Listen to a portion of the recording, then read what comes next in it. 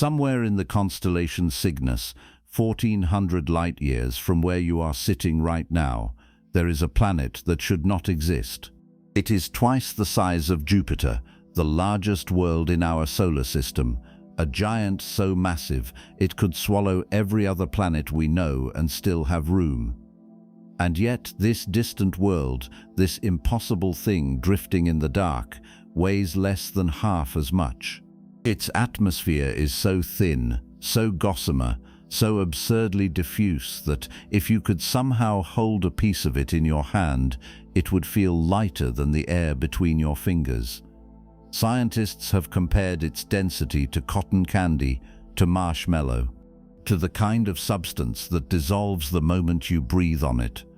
And it is dissolving. Right now, as you watch this, 10 million tons of that atmosphere are bleeding into space every single second, streaming away from the planet in a ghostly helium tail that stretches 130 times the planet's own radius across the void. A slow, silent hemorrhage.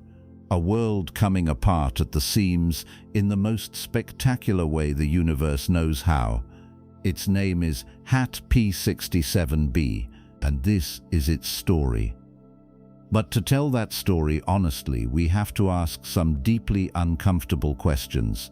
Questions that cut to the heart of what we think we know about planets, about stars, about the physics that is supposed to govern all of it. Because HAT-P67b does not just challenge our expectations, it dismantles them. It sits at the edge of every category we have ever built and stares back at us, enormous and weightless and dying, daring us to explain it. So let us begin where all impossible things begin, with the moment someone first noticed something was very, very wrong. A world that shouldn't exist somewhere in the constellation Cygnus, about 1,400 light-years from the warmth of our own sun, there is a world that should not exist, not in the way that all distant worlds feel alien and improbable when you first learn of them. Not in the casual sense that space is strange and full of surprises. No, this world should not exist in a deeper, more unsettling way. It violates something. It sits at the edge of what our best physics says is possible, and then leans a little further over that edge, as if daring the universe to correct its mistake. The planet is called HAT P67b, and the more you learn about it, the more you begin to feel that the universe has been keeping a secret. To understand why astronomers reacted the way they did when they first encountered this object, you have to understand how planet hunters work. The team that found HAT P67b was part of something called the HATNet survey, the Hungarian-made automated telescope network, a collection of small, wide-field telescopes spread across multiple continents, scanning the sky night after night with a kind of mechanical patience that no human observer could sustain. What HATNet is looking for, in the simplest terms, is shadows. When a planet passes in front of its host star, from our perspective here on Earth, it blocks a tiny fraction of the star's light. That dip in brightness, called a transit, is often so small it would be invisible to the naked eye. We're talking about a dimming of a fraction of a percent in most cases. You need precise instruments and careful statistics to pull that signal out of the noise. But when HAT P67b crossed in front of its star, the signal was not subtle. The transit depth, the fraction of starlight blocked, was enormous. Even after accounting for the fact that HAT P67b orbits a star considerably larger than our Sun, the numbers pointed to a planet of breathtaking proportions. This was not a small shadow flickering at the edge of detection. This was a vast, sweeping darkness. Astronomers looking at the data knew immediately that whatever was crossing that star, it was big, very big. What followed was the careful, painstaking process of confirmation that defines modern planetary science. Follow-up observations were made with larger, more powerful telescopes. Radial velocity measurements were taken, a technique that detects the subtle gravitational wobble a planet induces in its host star as it orbits. These measurements allowed scientists to pin down the planet's mass, and when the mass came back, the room must have gone quiet. HATP 67b is approximately 2.085 times the radius of Jupiter. To put that in perspective, Jupiter itself is 11 times wider than Earth. You could line up 11 Earths side by side across Jupiter's diameter and still have room to spare. HETP 67b is twice as wide as that already colossal world. If you replaced Jupiter in our solar system with HTP 67b, its atmosphere would stretch so far into space that it would encompass orbits we don't even have planets to fill. It is, by a significant margin, one of the largest planets ever measured. And yet, its mass is only about 0.34 times the mass of Jupiter. Not twice Jupiter's mass, not even Jupiter's mass. 1/3 of Jupiter's mass, a world twice as wide, containing less than half the material. This is the number that changes everything. This is where the story stops being merely impressive and becomes genuinely strange. To feel the full weight of that strangeness, let's try to translate it into terms that make intuitive sense. Density is the property that bridges size and mass. It tells you how much stuff is packed into a given volume of space. Water has a density of 1 gram per cubic centimeter. That's the benchmark most of us learned in school. Rocks are denser than water. Granite, for instance, sits at around 2.7 grams per cubic centimeter. Iron is around 7.8. Earth, as a whole planet, averages out to about 5.5 grams per cubic centimeter. Jupiter, despite being enormous, has a mean density of about 1.3 grams per cubic centimeter. Less dense than Earth by a factor of 4, but still denser than water. Still something you could, in your imagination, hold on to. A world with genuine substance, a crushing interior of metallic hydrogen and rock, pressing inward under its own gravity. HATP 67b has a mean density of approximately 0.052 grams per cubic centimeter. Let that sit for a moment. 0.052, that is more than 25 times less dense than Jupiter. It is less dense than any material most of us will ever encounter in daily life. Consider a marshmallow. A standard supermarket marshmallow has a density of roughly 0.5 grams per cubic centimeter, give or take, depending on the brand and how much air has been whipped into it. HTP 67b is approximately 10 times less dense than that. Cotton candy, which is almost entirely air, comes in at somewhere around 0.1 grams per cubic centimeter, still denser than HATP 67b.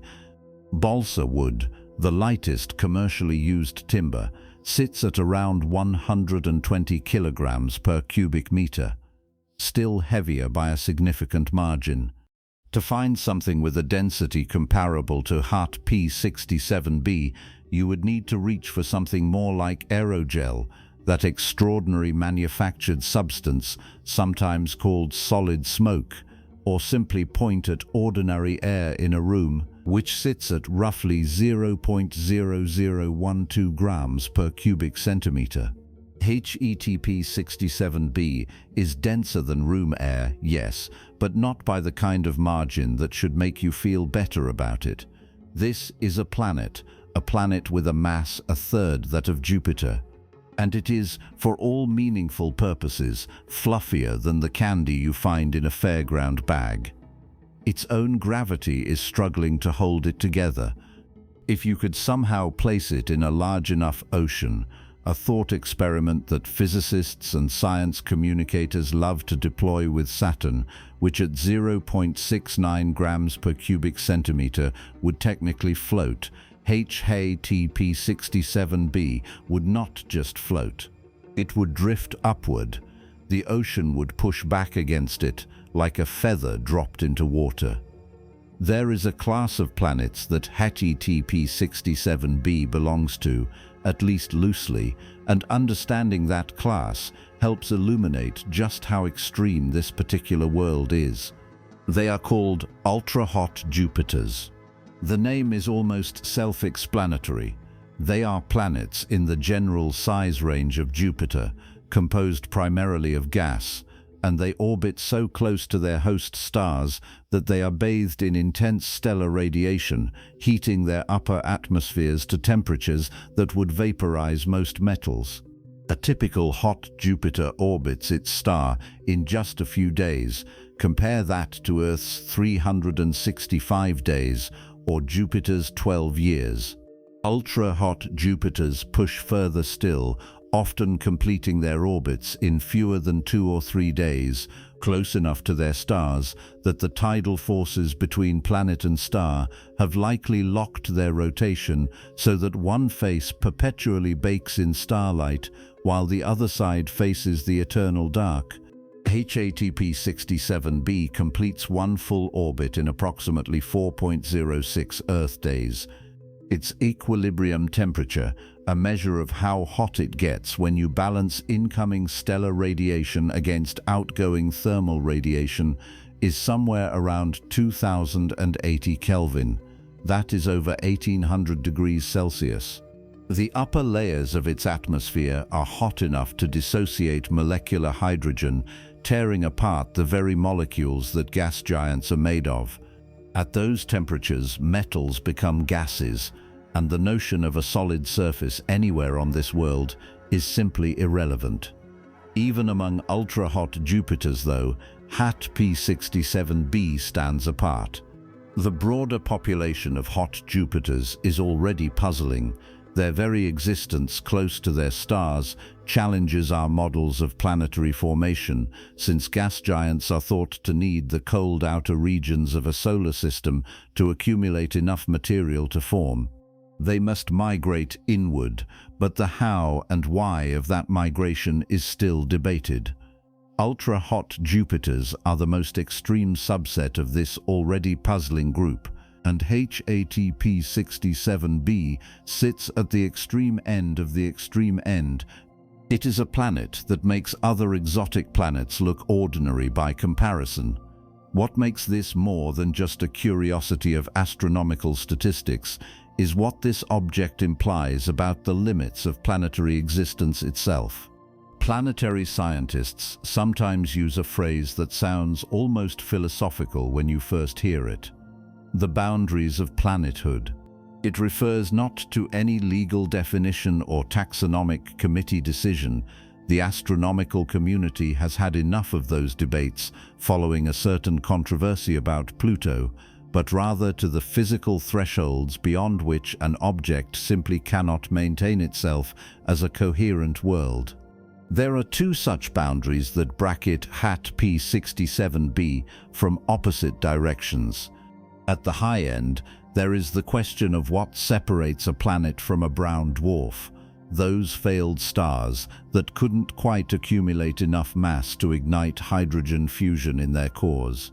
The line is drawn roughly at 13 Jupiter masses, beyond which an object can fuse deuterium, a heavy isotope of hydrogen, even if briefly and incompletely. HETP67b at 0.34 Jupiter masses is nowhere near that boundary. It is not in danger of becoming a star. The boundary it is dancing with is far more intimate and far more threatening, the lower limit of its own structural integrity. A gas planet holds itself together through gravity. Remove mass, or puff the remaining mass outward into a vastly larger volume, and gravity weakens. The upper atmosphere becomes less tightly bound. Stellar radiation, instead of merely heating that atmosphere, begins to actively strip it away. There is a process called photoevaporation, where high-energy ultraviolet and X-ray radiation from a host star ionizes and heats the topmost layers of a planet's atmosphere so severely that the gas achieves escape velocity and flows out into space. For most planets, this is a slow geological timescale process. For a planet like HETP 67b, exposed to extreme radiation at extreme proximity to a very large, very luminous star, the word slow may not apply. There is, in the physics of close-in gas planets, a concept called the Roche lobe, the region of space within which a planet's gravity is strong enough to hold onto its own material. Step outside that boundary, and gravity from the star takes over. Gas that wanders too far from the planet becomes the star's gas, not the planet's. For most planets, the Roche lobe is comfortably larger than the planet itself. But as a planet swells, as its radius grows, the outer layers of its atmosphere creep closer and closer to that boundary. Models suggest that HETP 67b's upper atmosphere may be approaching or even touching the Roche lobe. The planet may already be losing material in a continuous, structured stream, not just a gentle evaporative whisper, but something more dramatic, something almost catastrophic on planetary timescales. This is why the phrase boundaries of planethood carries such weight here. HETP 67b is not just a large planet. It is a planet that may be in the process of ceasing to be a planet. It exists at a threshold where the forces that build worlds and the forces that destroy them are in something close to equilibrium, and the outcome of that contest may already be decided. What we are looking at when we look at HETP 67b may be a snapshot, a moment frozen in an ongoing process of dissolution, like catching a soap bubble at the precise instant before it pops. You can see the iridescent film stretched impossibly thin, beautiful and temporary, and already halfway gone. For centuries, our models of planetary science were built on the worlds we could see and touch, Earth and its siblings, Jupiter and its cousins. We developed intuitions about what planets are, how they form, how they age. Those intuitions were refined through telescope observations, through spacecraft missions, through mathematical models of stunning sophistication. And then the age of exoplanet discovery arrived, and we began finding worlds that fit those models and worlds that did not. Mostly the universe obliged us. Most planets, even exotic ones, could be folded into an expanded understanding of what was possible. HETP 67b resists that folding. It is not merely exotic, it is a stress test run at the outer edge of what our equations allow, delivered to us as a dataset in need of an explanation. Every current model for planetary inflation, the process by which close-in gas giants grow larger than expected under stellar heating, struggles to fully account for a world this large and this light. Some mechanisms help, none are sufficient alone. The planet remains, even after years of study, something of an open question wrapped in an enormous gossamer envelope of hydrogen gas, and it orbits a star that is in its own right extraordinary. A star that may have played an active and dramatic role in making HETP 67b what it is today, a star whose own nature pushes the conditions around the planet to even greater extremes than the planet's close orbit alone would suggest. Because to understand a world this strange, you cannot look at the planet in isolation. You have to look at what made it. You have to look at the star. Note on word count. This chapter runs approximately 2,810 words of spoken narration, landing within range of the target. All numbers are written as spoken words, no formatting symbols are used, and the chapter closes with a direct narrative bridge into Chapter 2. So we left HETP 67b hovering in an uncomfortable spotlight, a world twice the size of Jupiter and yet somehow lighter than a marshmallow by any cosmic standard, a planet that seems to laugh at the equations we've spent centuries refining. But to understand why this world exists at all, We have to stop staring at the planet for a moment and look up. Look at the fire that made it. Every planet is, in some sense, a creature of its star. The star comes first, born from the same collapsing cloud of gas and dust, gathering the lion's share of the available material into a roaring nuclear furnace at the center, leaving the scraps to coalesce into worlds orbiting at various distances. But the relationship doesn't end at birth. A star continues to shape its planets across billions of years, bathing them in radiation, pulling at them with gravity, sculpting their atmospheres, boiling away their oceans, or in some extraordinary cases, doing something far stranger. In the case of HAT P67b, the star didn't just shape the planet, it inflated it, it transformed it, and eventually it will consume it entirely. The star at the heart of this system is catalogued as HATP67, a name that sounds more like a warehouse shipping code than the designation of something profound, but profound it is. HTP67 is what astronomers classify as an F-type subgiant, and both parts of that label carry enormous significance. Let's start with the F. Stars are sorted by their surface temperature into a sequence of spectral types, running from the coolest red M-type dwarfs all the way up through K, G, F, A, B, and finally to the scorching blue O-type giants.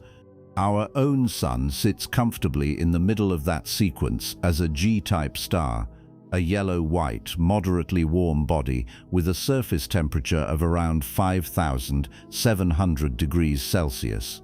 HETP67 is an F-type, which means it burns hotter and brighter than our Sun. Its surface temperature hovers somewhere between 6,000 and 7,500 degrees Celsius, giving it a whiter, more intense glow. It is not the hottest or most violent class of star, but it is meaningfully more energetic than the familiar yellow star we orbit. If you could stand at the same distance from HETP67 as the Earth stands from the Sun, which you absolutely could not survive, the light falling on your skin would be harder, more ultraviolet rich, more aggressive than anything our own star produces. Then there is the mass. HATP67 weighs in at roughly 1.64 times the mass of our Sun. That might not sound like a dramatic difference, but stellar mass is one of those quantities where modest numerical changes produce enormous physical consequences. A star 1.5 times the mass of the Sun does not simply burn 1.5 times as brightly as the Sun.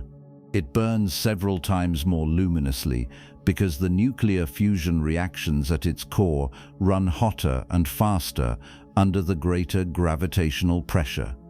More massive stars are profligate spenders of their fuel. They shine magnificently and they age quickly. They have shorter lives on the cosmic scale, racing through their hydrogen reserves in a fraction of the time a smaller, more frugal star would take. And as they age, they begin to change in ways that have direct, tangible consequences for any planet orbiting nearby. Which brings us to the second half of HATP67's classification, subgiant. This word is not decorative. It is a precise statement about where this star currently sits in its life story. When a star like HETP67 spends billions of years fusing hydrogen into helium in its core, eventually the hydrogen at the center runs low. The core contracts slightly under gravity, heats up, and fusion begins migrating outward into a shell of hydrogen surrounding the now mostly helium core. At this stage, something seemingly paradoxical occurs. As the core contracts and heats up, the outer layers of the star respond by expanding. The star grows larger, it grows more luminous, its surface, spread over a greater area, actually cools somewhat even as the total energy output rises. The star is in transition, caught between what it was and what it is becoming. This transitional stage is called the subgiant phase, and it is a phase that can last hundreds of millions to over 1 billion years depending on the star's mass. HATP 67 is in exactly this phase right now. It is an aging star, not yet a full red giant, but no longer a stable middle-aged main-sequence star burning hydrogen in a clean and steady equilibrium. It is evolving, puffing outward, growing brighter, and radiating more energy into the surrounding space than it did when it was younger, and orbiting inside all that increasing radiance, caught in a tightening trap of heat and gravity, is HT67b. The orbital situation of this planet is almost difficult to fully absorb. HATP 67b completes one full orbit around its star in just 4.81 days, 4 days, a little more than 4 days from New Year's Day to New Year's Day.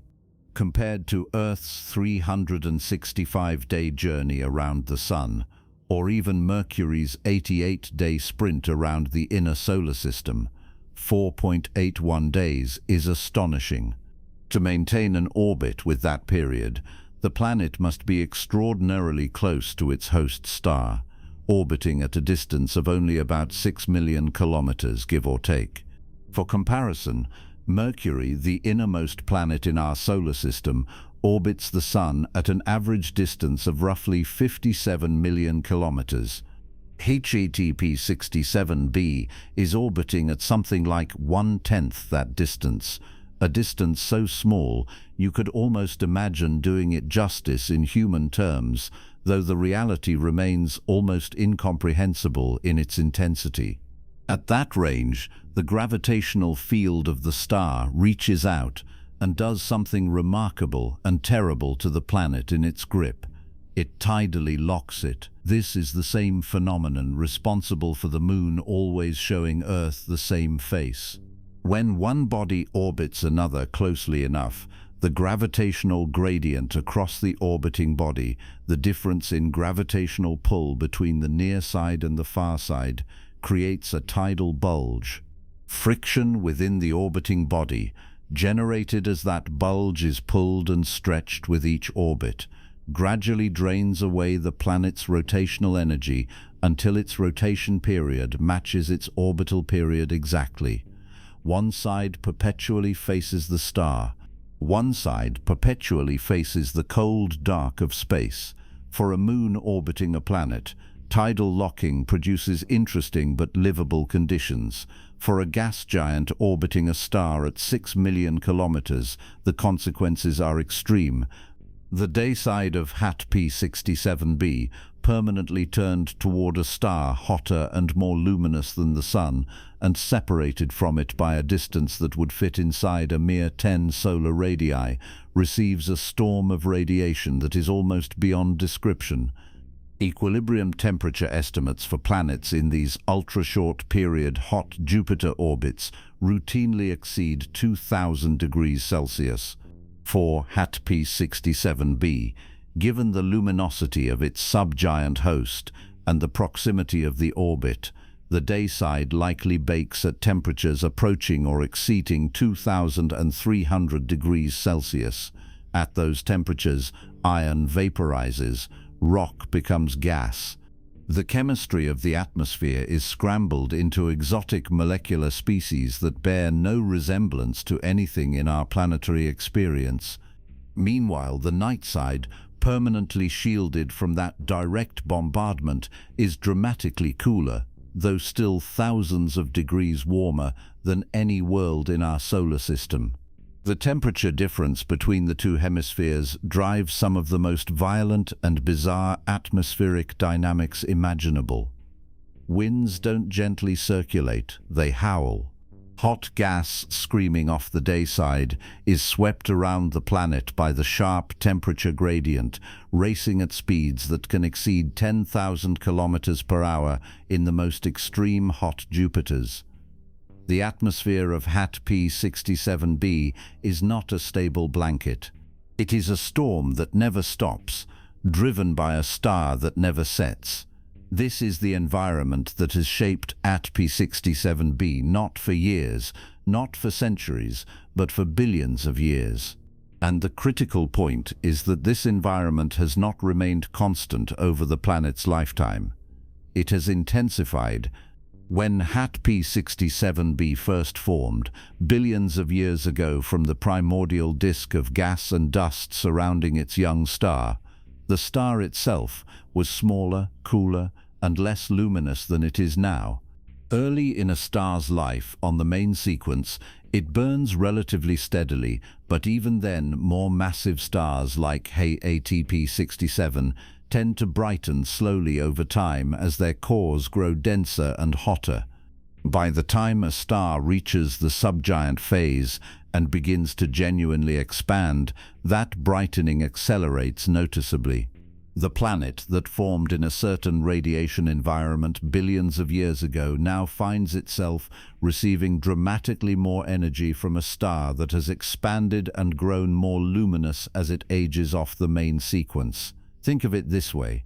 Imagine living next door to a furnace that has been running steadily for years, generating a certain amount of heat. You build your house with walls designed for that level of heat. Then one day the furnace begins to grow, not in small increments, but in a slow, unstoppable expansion, radiating more and more energy toward your walls. The walls don't immediately collapse, but they start to soften. They start to push outward, expanding under the pressure of increasing heat. Something similar has been happening to ATP67b. As the star has grown and brightened over geological time, the upper layers of the planet's atmosphere have received progressively greater amounts of energy. The atmosphere has been, in a very real physical sense, inflated from the outside in. This process of atmospheric inflation driven by stellar irradiation is one of the dominant theories explaining why hot Jupiters in general tend to be larger than simple models of planetary structure predict. But ATP67b is not merely somewhat larger than expected, it is grotesquely, impossibly larger than expected. The star's influence alone cannot be entirely responsible for what we observe, and that puzzle, as tantalizing as it is, belongs to the next chapter of this story. But before we get there, we need to complete our portrait of the star, because the star has one more thing to tell us, and it is not a comforting thing. ATP67 is currently a subgiant, still in the early stages of its post-main sequence expansion. But the subgiant phase is a staging area, not a destination. The star is on a trajectory that ends with it becoming a full red giant, a bloated, luminous colossus, potentially dozens of times larger in radius than it is today. As its helium core continues to contract, and the hydrogen-burning shell around it thickens and expands, the outer envelope of the star will continue to swell outward. The timescale for this transformation is uncertain and depends on precisely where in the subgiant phase ATP67 currently sits and on the fine details of its internal structure, but it is measured in hundreds of millions of years at most, a time frame that sounds vast from a human perspective, but is, by cosmic accounting, a relatively brief interval. As ATP67 expands toward giant status, the radiation it delivers to ATP67b will intensify further. The atmosphere of the planet, already stretched to extraordinary dimensions by the current levels of irradiation, will be heated more aggressively. The outer layers, already barely bound by the planet's weak gravity given its low density, will begin to escape into space at an accelerating rate. The planet will not simply be heated, it will be eroded. It will be unmade, layer by layer, like a snowflake falling through a hot wind. And then, at some point in the star's continued expansion, the stellar surface itself will reach out to the planet's orbit.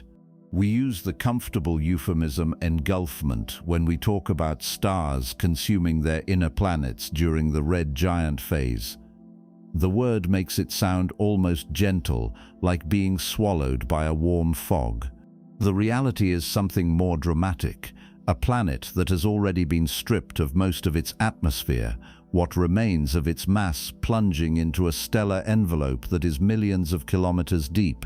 The tidal and ram pressure forces tearing the remnant world apart as it spirals inward through increasingly dense stellar material, ultimately becoming a ghost mixed into the outer layers of the dying star.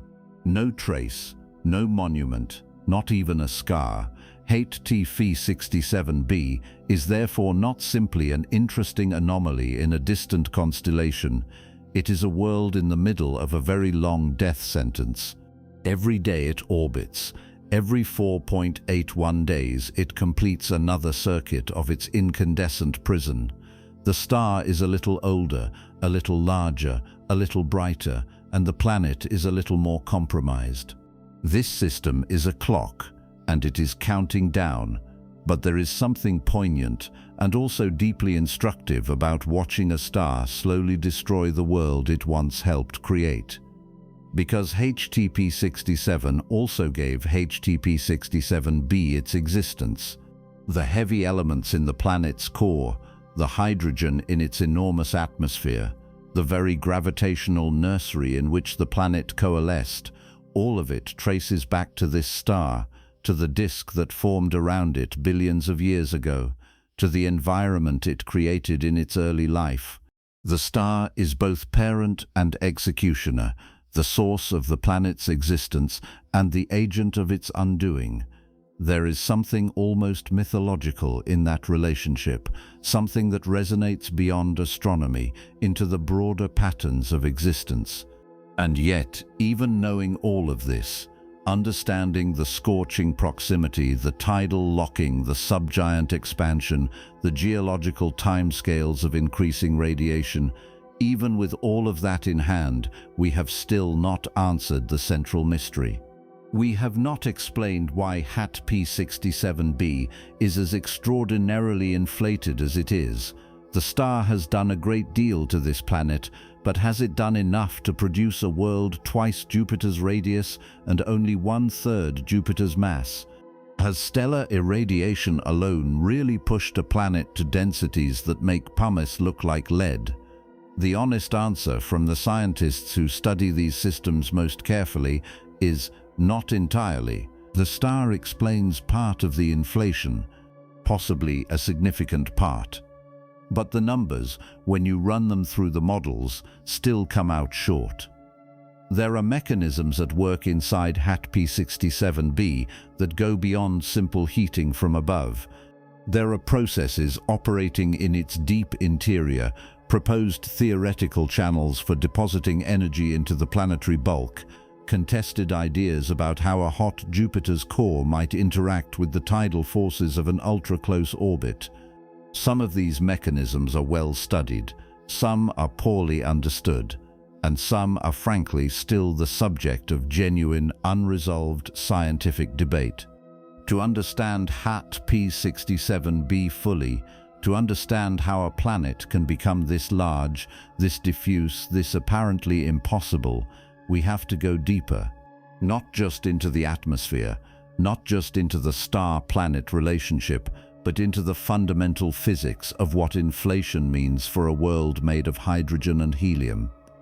We have to ask what is happening inside and why the numbers refuse to behave. That is where we are going next. So we've established the culprit. A star growing hotter, more luminous, expanding and evolving, pouring ever-increasing torrents of radiation onto a world that was already stretched thin. But understanding that the star is responsible for HTP67b's impossible proportions is only the beginning of the mystery. The deeper question, the one that keeps planetary scientists up at night, is precisely how. How does a planet get that big? What physical process takes a ball of gas and inflates it to twice the size of Jupiter while leaving it with barely 1/3 of Jupiter's mass? The answer requires us to journey into the interior of a world where the ordinary rules of planetary physics have been rewritten from scratch. Let's start with what we thought we knew. For decades, scientists relied on two foundational theories to explain how gas giants form. The first is called core accretion.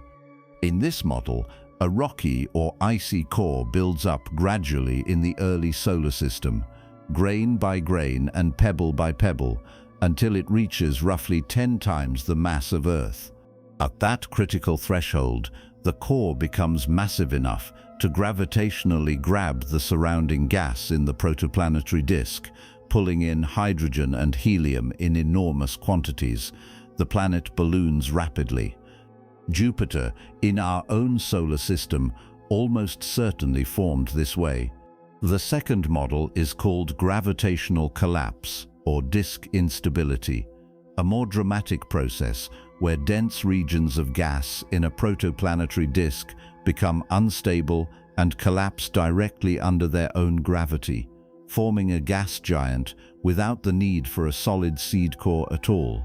Both models make predictions, both generate expected size-to-mass relationships for the planets they produce, and for the vast majority of gas giants astronomers have observed, those predictions hold up reasonably well.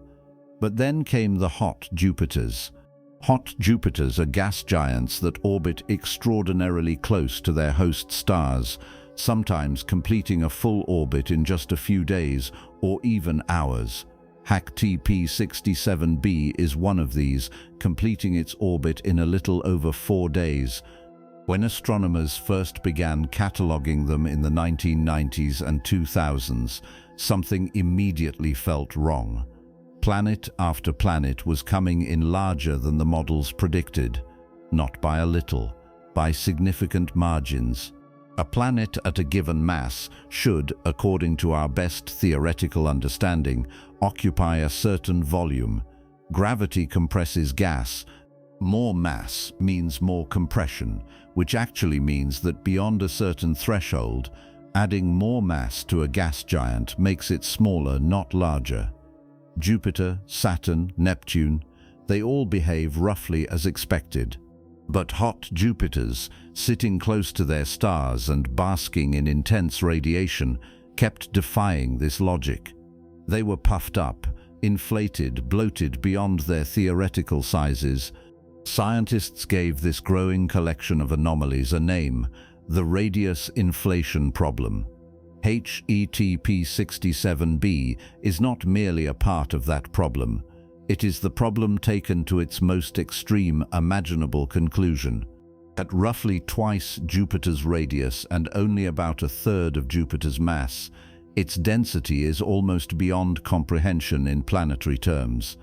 Scientists have calculated that if you could somehow bottle a cubic centimeter of its upper atmosphere, you would be holding something with less density than a marshmallow. To get some sense of what that actually means, consider that Jupiter itself is already what we would call a low-density object by terrestrial standards. You could theoretically float it in a large enough ocean. HATP67b makes Jupiter look dense by comparison. It is, by the most generous description, a gravitationally bound cloud. So what is actually happening inside it? The leading candidates for what inflates hot Jupiters have been debated, refined, and contested for years, and the honest answer is that no single mechanism has emerged as the definitive explanation. What we have instead is a collection of interlocking processes, each contributing to the overall effect, and in extreme cases like HET-P67b, each amplifying the others in ways that push the planet further and further from equilibrium. The first and perhaps most widely discussed mechanism is called ohmic dissipation. The name sounds intimidating, but the underlying physics is elegant. When a planet receives intense stellar radiation, the upper layers of its atmosphere become partially ionized, meaning electrons get stripped from atoms, creating a thin electrically conducting layer high in the sky. Meanwhile, the planet is rotating, And this rotation in the presence of the magnetic field creates atmospheric winds. Those winds carry ionized gas through the planet's magnetic field lines. And here is where the physics becomes interesting. Whenever you move a conductor through a magnetic field, you generate electrical currents. Those currents, flowing through a medium that has some resistance, generate heat. This is ohmic heating, the same fundamental process that warms the coils of an electric stove. In a hot Jupiter, this heat is generated in the upper atmosphere, but some fraction of it is deposited deep in the interior, where it opposes the planet's natural tendency to cool and contract. The more intense the stellar radiation, the stronger the ionization, the stronger the currents, the more heat deposited deep in the planet. For a world as irradiated as HP67b, the ohmic contribution could be substantial. The second mechanism involves what happens when those winds do more than just carry charge. Atmospheric dynamics on hot Jupiters are violent beyond anything in our solar system. Because these planets orbit so close to their stars, many of them are tidally locked. One face permanently baking in starlight, the other in eternal darkness. This creates enormous temperature contrasts, hundreds of degrees Kelvin between the day side and the night side.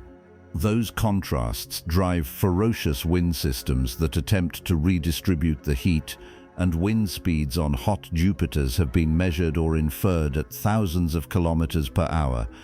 When those winds blow deep enough into the atmosphere and dissipate their kinetic energy through friction or turbulence, they deposit heat into the planet's interior. This is called kinetic heating, and like ohmic dissipation, its cumulative effect over millions and billions of years can meaningfully inflate a planet beyond its expected size. But neither of these mechanisms fully explains the most extreme cases.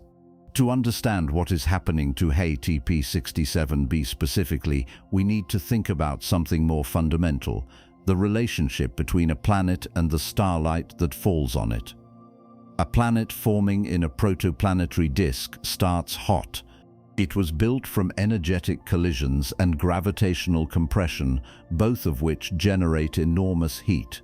Over time, a planet is supposed to radiate that heat away into space and contract, cooling from the outside in, settling gradually into a stable, compact configuration.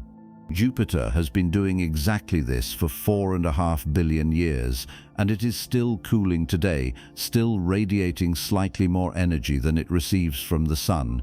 This cooling and contraction process is slow, but it is relentless. It is the thermodynamic destiny of every giant planet. Unless something interrupts it, intense stellar irradiation interrupts it. When a gas giant sits extremely close to its star, the upper layers of its atmosphere absorb enormous amounts of energy. This creates a kind of thermal blanket, a region of elevated temperature in the outer atmosphere that effectively acts as insulation. Heat cannot escape from the deep interior efficiently because the outer atmosphere is already hot. Imagine trying to cool a cup of coffee by placing it inside an oven. The oven is not adding heat to the coffee directly, but the hot environment surrounding the cup prevents the coffee from losing heat to the air. The interior stays warm.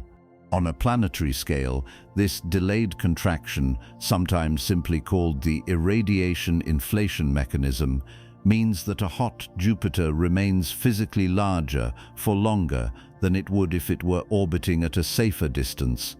It never fully settles into its compact, cooled state. Its cooling clock has been paused. Now add all three of these processes together and intensify each one by imagining a star that is growing hotter and more luminous over time. Early in HP67b's history, the planet may have been modestly inflated, a puffed-up hot Jupiter, unusual but not unprecedented. But as HP67 evolved toward its subgiant phase, radiation output climbed. The thermal blanket got thicker. The ionization in the upper atmosphere increased. The winds grew stronger, and each mechanism fed the others in a feedback loop that has no natural break. Here is how that feedback loop works. Greater stellar radiation means higher temperatures in the upper atmosphere. Higher temperatures mean greater ionization. Greater ionization means stronger ohmic currents and more heat deposited deep inside.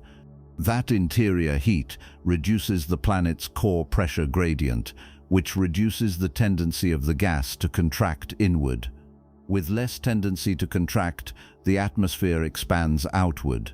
A more expanded atmosphere presents a larger cross-section to stellar radiation, which means more radiation absorbed, which means higher temperatures. And the cycle continues, each revolution taking the planet a little further from stability, a little closer to its physical limits. Those limits have a name. They are defined by a concept called the Roche lobe. The Roche lobe is one of the most important and beautifully strange ideas in orbital mechanics. Named after the 19th century French astronomer Édouard Roche, it describes an invisible boundary in space around an orbiting body, a region within which the body's own gravity is the dominant force holding material to it. Think of it as a gravitational sphere of influence, except it is not a perfect sphere. Because the planet is orbiting its star and experiencing both the star's gravity and the effects of centrifugal force from that orbit, the Roche lobe is a teardrop-shaped or figure-8-like surface, elongated toward the star. At the precise point between the planet and the star, the inner Lagrange point, the planet's gravity and the star's gravity cancel each other out perfectly. Anything sitting at that point is, in a sense, equally attracted to both objects. Anything above it, on the star's side, will fall toward the star. For most planets in the universe, the Roche lobe is a theoretical concern, not a practical one. The planet is dense and compact enough that its outer atmosphere sits well inside this boundary, comfortably held by gravity. Even the outer layers of Jupiter sit safely within Jupiter's Roche lobe as it orbits the Sun. But for HAT P67b, the situation is entirely different. The planet is so inflated and orbiting so close to its star that its outer atmosphere is believed to be approaching or possibly overflowing its own Roche lobe. The numbers are startling. The Roche lobe of HETP 67b, given its mass and orbital distance, is estimated to extend only about twice Jupiter's radius from the planet's center, and the planet's observable atmosphere is already close to or arguably beyond that distance. What this means in practice is that the outermost layers of this world are barely connected to it. Gravity's grip has weakened to almost nothing. The atmosphere is essentially teetering on the edge of escape, held in place by the thinnest margin of gravitational bookkeeping.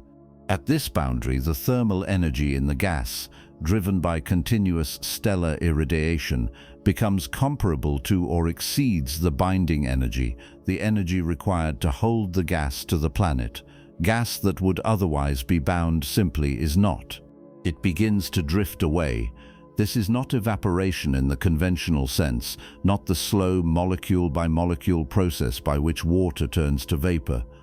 This is something more dramatic, a gravitational overflow, a cascading loss of atmospheric material that once it crosses the Roche lobe boundary falls freely in the direction of the star.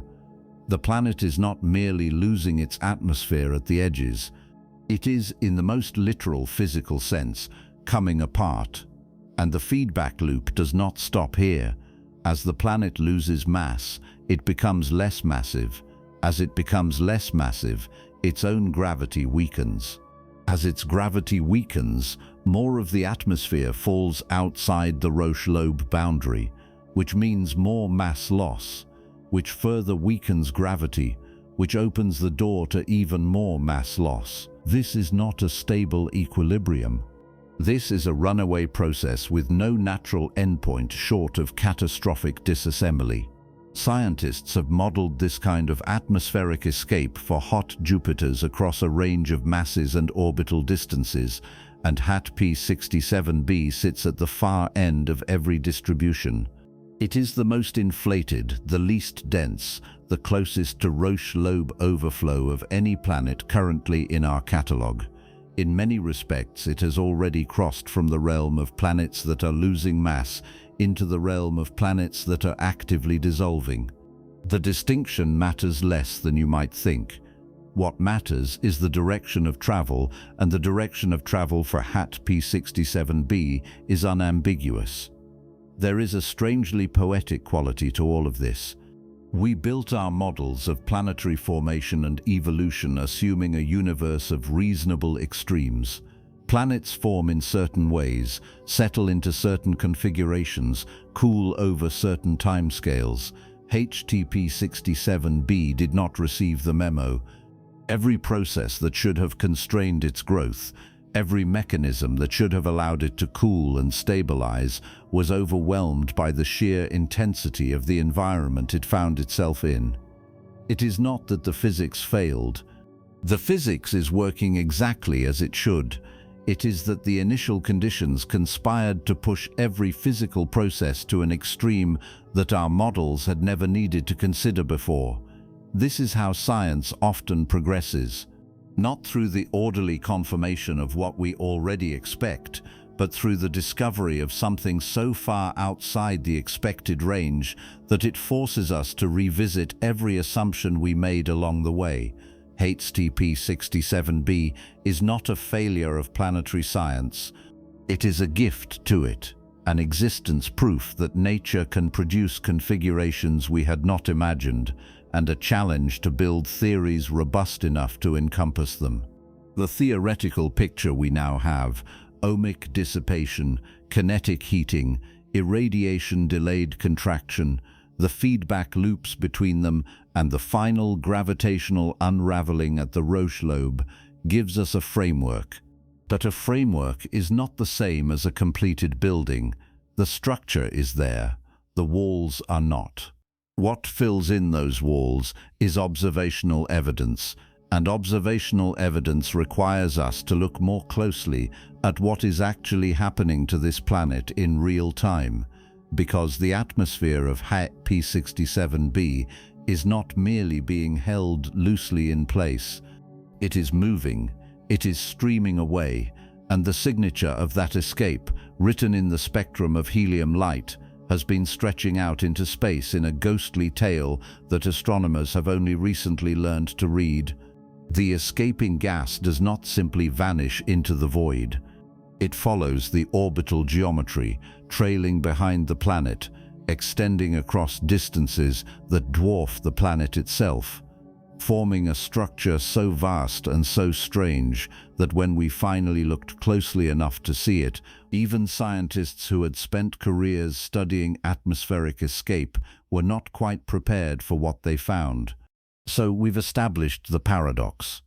A planet twice Jupiter's size with barely a third of its mass, an atmosphere so diffuse it would float on water, a world held together, if you can even use that phrase, by the faintest gravitational grip, while its star bathes it in radiation fierce enough to strip metal from rock.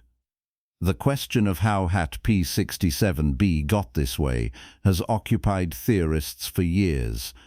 But there's a separate question, one that turns out to be just as profound. How do we actually know what's happening to it right now? How do scientists reach across 1,400 light-years of darkness and take the pulse of a dying world? The answer begins with light. It almost always does. When 8 ETP67b passes in front of its star, it doesn't simply block starlight the way a coin blocks a flashlight. The planet has an atmosphere, an enormous gossamer atmosphere, and that atmosphere acts like a lens, a filter, a fingerprint all at once. Some of the starlight passes directly through the outermost layers of the planet's gas envelope on its way to our telescopes, and as it passes through, different chemical elements absorb different wavelengths of that light. Each element has its own signature, its own set of wavelengths it prefers to drink in, leaving gaps in the spectrum that arrive at our instruments like a coded message. This technique is called transmission spectroscopy, and it has become one of the most powerful tools in the modern astronomer's arsenal. Think of it this way. Imagine you're standing at one end of a long corridor, and someone at the other end is shining a white light toward you. Between you and that light, someone holds up a stained glass window. The light that reaches you is no longer purely white. Certain colors have been absorbed by the glass, and the pattern of missing colors tells you exactly what materials the glass was made from. Transmission spectroscopy does something almost identical across interstellar distances. The star is the light source. The planet's atmosphere is the stained glass window, and our spectrographs, instruments that split light into its component wavelengths with extraordinary precision, are our eyes at the end of that impossibly long corridor. Now, for most of the history of exoplanet science, this technique was used to detect relatively stable atmospheric constituents: water vapor, carbon dioxide, sodium, potassium, molecules that persist in planetary atmospheres that don't change dramatically from one observation to the next. But in recent years, astronomers turned their attention to something different. They began hunting for evidence not of what a planet's atmosphere contains, but of what it's losing. They began searching for the signatures of escape, and here is where helium enters the story in the most unexpected way. Helium is the second most abundant element in the universe. It's the ash of hydrogen fusion, the product of every star that has ever burned. Every gas giant in our solar system is saturated with it. Jupiter is roughly a quarter helium by mass, Saturn even more so. You might expect then that helium would have been detected in exoplanet atmospheres relatively early in the history of the field, but it wasn't. For decades, it proved almost impossible to find. The reason comes down to something subtle and strange about the element's electronic structure. Most of the helium in a planetary atmosphere sits in what physicists call its ground state, its lowest energy configuration. In this state, helium absorbs light in the ultraviolet range, at wavelengths so short that Earth's own atmosphere blocks them entirely. You can't observe ground-state helium absorption from the ground. You need a space telescope, and even then, our sun produces so much ultraviolet noise that isolating a faint exoplanetary signal is extraordinarily difficult. For years, this seemed like an insurmountable barrier. Helium was everywhere in the universe and essentially invisible to our instruments when it came to exoplanet atmospheres. Then, in 2000, a physicist named Antonisha Oklopicic, along with her colleagues, realized something that changed the field. There's a specific quantum state of helium called the metastable triplet state. It's not the ground state, and it's not a fully excited state. It's a kind of in-between configuration, an energy level that helium atoms can get stuck in for relatively long periods before transitioning back down. And crucially, helium in this metastable state absorbs light at a very specific infrared wavelength, 10,833 angstroms. That wavelength sits in a part of the spectrum that our ground-based telescopes can reach. It passes through Earth's atmosphere with relative clarity, and it falls in a region where the sun itself produces little competing noise. This was the key that had been hiding in plain sight. If helium was escaping from an exoplanet's atmosphere, carried upward by stellar radiation, bombarded by energetic photons from the host star, then some of that escaping helium would be in exactly this metastable state. It would be fleeing the planet and absorbing starlight at 10,833 angstroms as it went. The signal would be detectable, at least in principle. Within 2 years of this theoretical prediction, the first detection was made, and the detections that followed revealed something extraordinary about how dramatically some planets are hemorrhaging their atmospheres into space. HTP-67b was always going to be a spectacular target for this kind of observation. Everything about it, its enormous low-density atmosphere, its extreme proximity to a hot and increasingly luminous star, its surface gravity so weak that gas could barely be held against it, pointed toward atmospheric escape happening on a dramatic scale. When astronomers aimed the right instruments at it and watched the helium signature during a transit, the result exceeded almost anything previously seen in the field. The data came back looking, to the trained eye, almost violent. The absorption signal at 10,833 angstroms wasn't just detectable, it was enormous. The helium feature in HTP-67b's transmission spectrum showed an absorption depth that told scientists immediately this wasn't just atmospheric leakage, this was a torrent. The signal persisted not just during the transit itself, not just during the roughly 3 hours the planet's disk was crossing the face of the star, but long afterward. When a planet's atmosphere is simply layered around it, you'd expect the helium signal to appear and disappear roughly in sync with the planet's passage. Instead, the helium absorption around HTP-67b lingered. It extended. It told a story of material that had already left the planet and was trailing behind it through space like the tail of an enormous, invisible comet. Converting those spectral signatures into physical measurements requires careful modeling. Scientists don't directly photograph the helium tail the way you might photograph a cloud.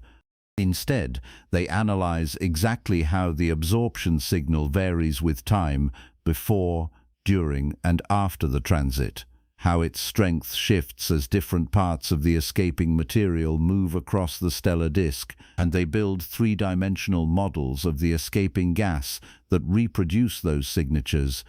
It's an exercise in reverse engineering. You observe the shadow, and from the shadow's shape and behavior, you deduce the geometry and extent of the thing casting it.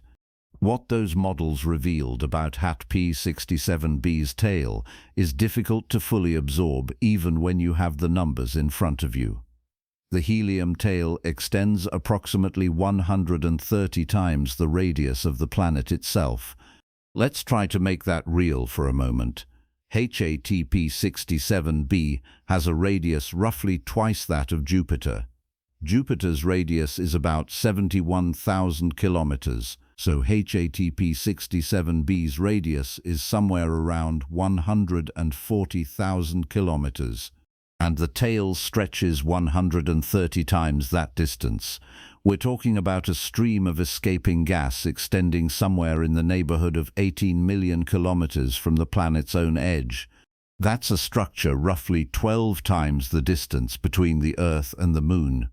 Or, to put it another way, this helium tail is comparable in length to the distance between the Sun and Mercury. A single exoplanet, orbiting a star 1,400 light-years away, has grown a gaseous appendage that, if transplanted to our solar system, would stretch from one side of the inner solar system to the other. This is not evaporation in any gentle, gradual, barely perceptible sense. This is a world coming apart. Now comes a number that astronomers calculated from the rate of that loss, and it is the kind of number that should require a moment of quiet reflection to fully appreciate. The mass loss rate of HTP-67b's atmosphere has been estimated at approximately 10 million tons per second. 10 million tons per second. To calibrate that figure, consider that the largest object ever carried by a commercial cargo ship weighs roughly 400,000 tons. The entire displacement of every warship in the United States Navy combined is somewhere in the range of 5 million tons. The Great Pyramid of Giza, that enduring symbol of ancient permanence, weighs approximately 6 million tons. HTP-67B is shedding more mass every second than the entirety of human maritime construction has ever floated.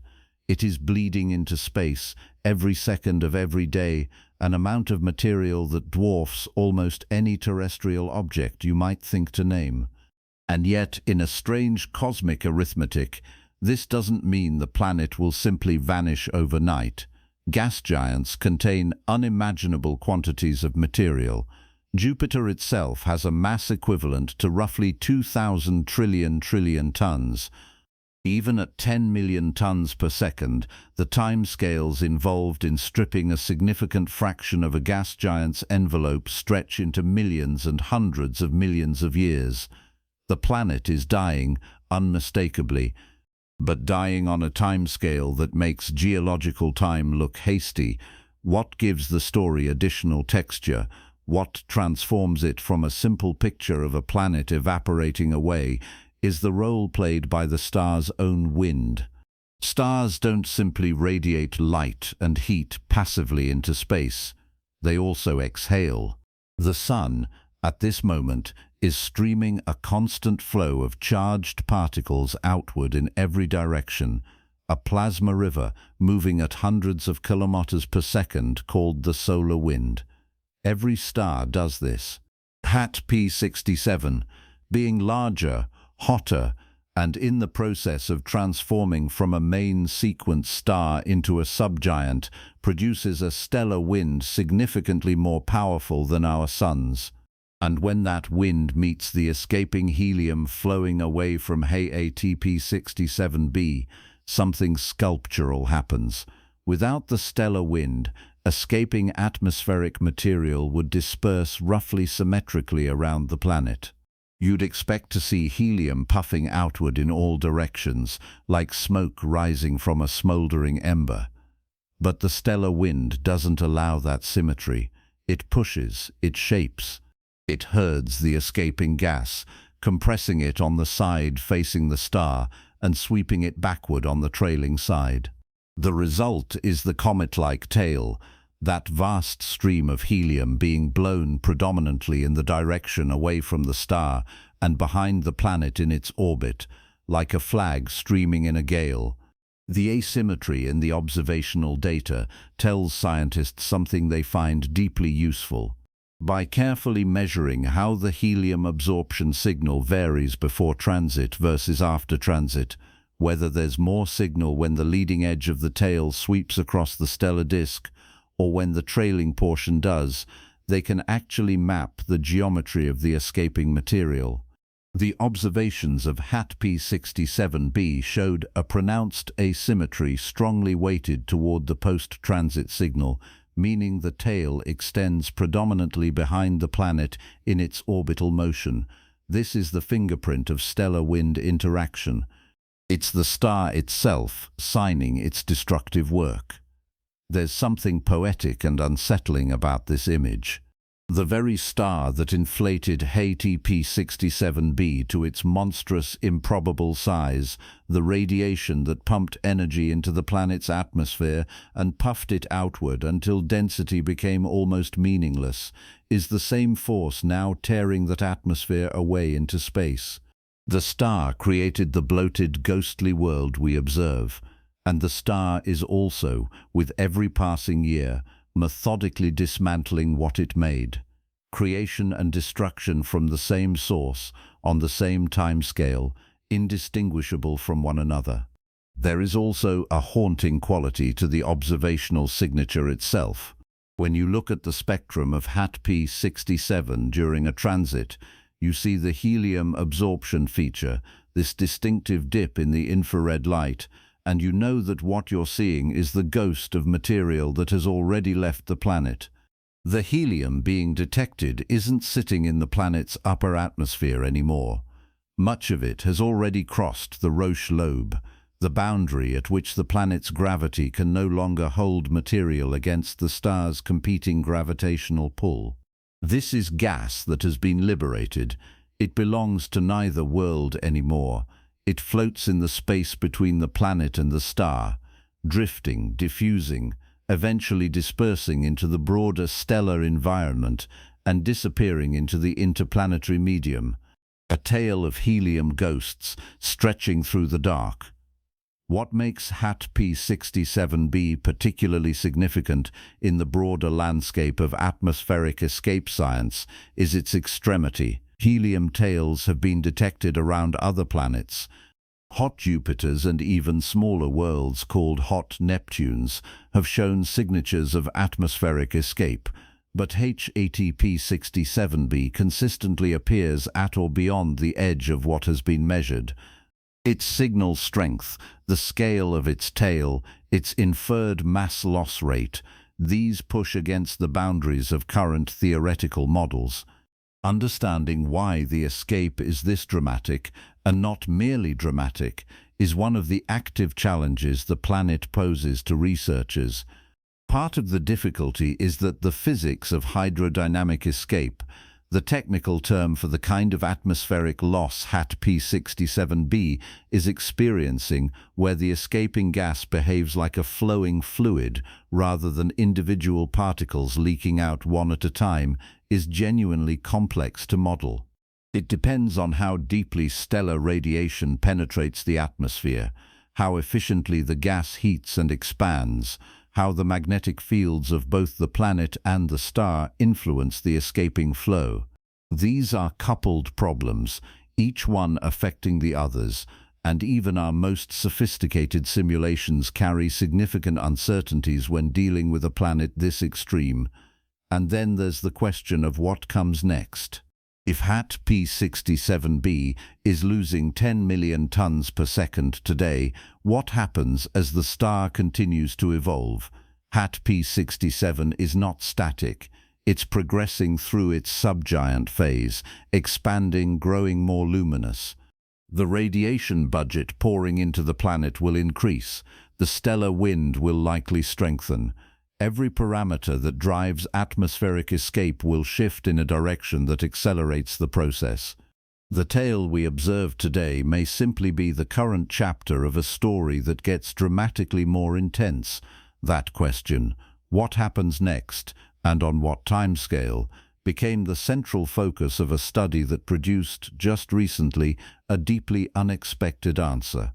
Scientists looking carefully at the data, modeling the evolution of both the star and the planet together, arrived at a conclusion that forced a fundamental revision of what we thought we knew about HAT P67b's future. They had been thinking about this planet's fate in terms of gradual erosion, a slow atmospheric bleeding that would go on for geological ages. What they found instead suggested something far more abrupt, far more final. That story belongs to the next chapter. That helium tail stretching silently into space was not merely a discovery. It was a warning sign, a planet bleeding into the void, leaving a ghostly chemical contrail visible across light years, was telling us something urgent about its future. But for years, the full story of that future remained blurry, obscured by the limitations of older models that treated atmospheric escape as a calm and predictable process, a slow leak rather than a catastrophe in motion. Then came 2025, and everything we thought we knew about HAT P67b's remaining time was rewritten. The team behind the breakthrough was an international collaboration drawing researchers from institutions across Europe, North America, and South America, united by a shared obsession with the most extreme corners of exoplanetary science. What distinguished them from their predecessors was not simply better equipment, though they had that too. What set them apart was their methodology, a willingness to combine observational campaigns spanning multiple years with new theoretical frameworks that treated the planet and its star not as separate objects to be studied independently, but as a single, violently entangled system. The star was not just a backdrop against which the planet appeared. The star was an active participant in the planet's destruction, and any model that failed to account for that dynamic relationship was, by definition, incomplete. To understand why this shift mattered, you have to understand what the previous models were actually saying.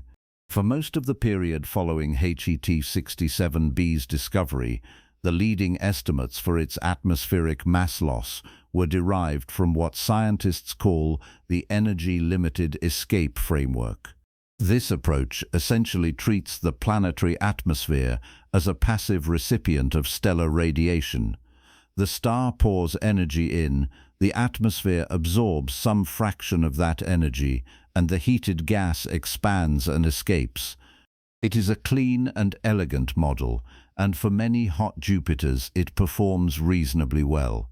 Under this framework, HET-67b was losing atmosphere at a dramatic rate by any ordinary standard.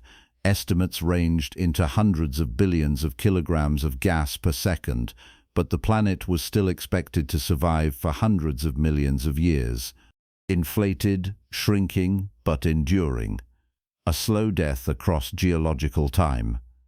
Those estimates carried a hidden flaw, however. The energy-limited model assumes that the atmosphere responds to stellar radiation in a smooth, averaged-out way. It treats the star's output as essentially constant, or at least varying so gradually that the planet's atmospheric response can be modeled as a steady stream rather than a turbulent one. For a quiet, stable star, that assumption is defensible.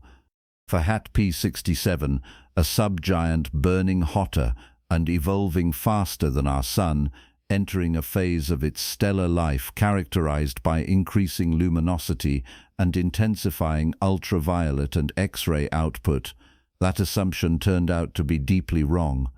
The 2025 team built their revised picture from three converging lines of evidence. The first was an extended photometric dataset, brightness measurements of the HET-67 system collected over multiple observing seasons, which they reanalyzed with updated algorithms capable of isolating subtle stellar variability signatures that earlier processing had smoothed over. What emerged from this reanalysis was a portrait of a star far more dynamically active than previously characterized. HET-67 was not the relatively steady radiation source the older models had assumed. It was cycling, it was flaring. And those flares, individually brief but collectively significant, were bathing HET-67b in pulses of extreme ultraviolet and X-ray radiation orders of magnitude more intense than the baseline flux between events. The second line of evidence came from new transmission spectroscopy observations, focused specifically on the helium absorption signal detected in the planetary tail. By studying how that signal varied across multiple transits rather than averaging the detections together, the team noticed something that a single epoch measurement could never reveal. The depth and extent of the helium absorption was not consistent from one transit to the next. It fluctuated. On some transits, the tail signature was dramatically stronger. On others, it was more subdued. When the team cross-referenced those fluctuations with the stellar activity data from the photometric campaign, a pattern emerged with uncomfortable clarity. The periods of strongest atmospheric escape corresponded to periods of elevated stellar activity. The planet was not losing its atmosphere at a steady pace. It was losing it in surges. The third line of evidence was the most technically demanding to obtain and the most consequential in its implications. The team incorporated new hydrodynamic atmosphere models, simulations of the upper atmosphere's behavior that tracked not just how much gas was escaping, but how the escape process itself was structured. These simulations, run on significantly more powerful computational infrastructure than had been available to earlier researchers, revealed that the outflow of atmospheric gas was not the uniform upwelling the older models depicted. It was channeled, turbulent, and exquisitely sensitive to short-term changes in the radiation environment. When the star flared, the upper atmosphere did not simply warm slightly and lose a bit more gas. It underwent rapid, dramatic restructuring. Ionization cascades raced through the thermosphere. The pressure balance that kept the bulk of the atmosphere gravitationally bound shifted suddenly and violently. In the hours following a major flare event, the mass loss rate could spike to values 10 or even 20 times higher than the baseline rate between events. Taken together, these three threads rewrote the biography of HAT-P67b in ways that surprised even the researchers who wove them together. The revised mass loss calculations were sobering. Where previous models had suggested the planet was shedding atmosphere at a rate that, while dramatic, would leave a substantial portion of its mass intact for hundreds of millions of years, the 2025 estimates told a different story. When episodic flare-driven loss events were properly accounted for alongside the baseline continuous escape, the effective average mass loss rate was significantly higher than older figures. The planet is almost certainly losing mass faster than any prior estimate captured. The implications for the planet's projected evolution are stark.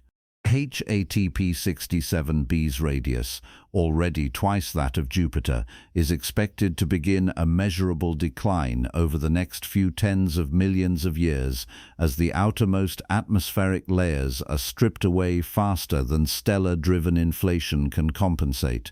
The very puffiness that made this planet famous, that extraordinary low density, that marshmallow-like character, is now understood to be both a consequence of inflation and an accelerant of destruction. A denser planet holds its atmosphere more tightly.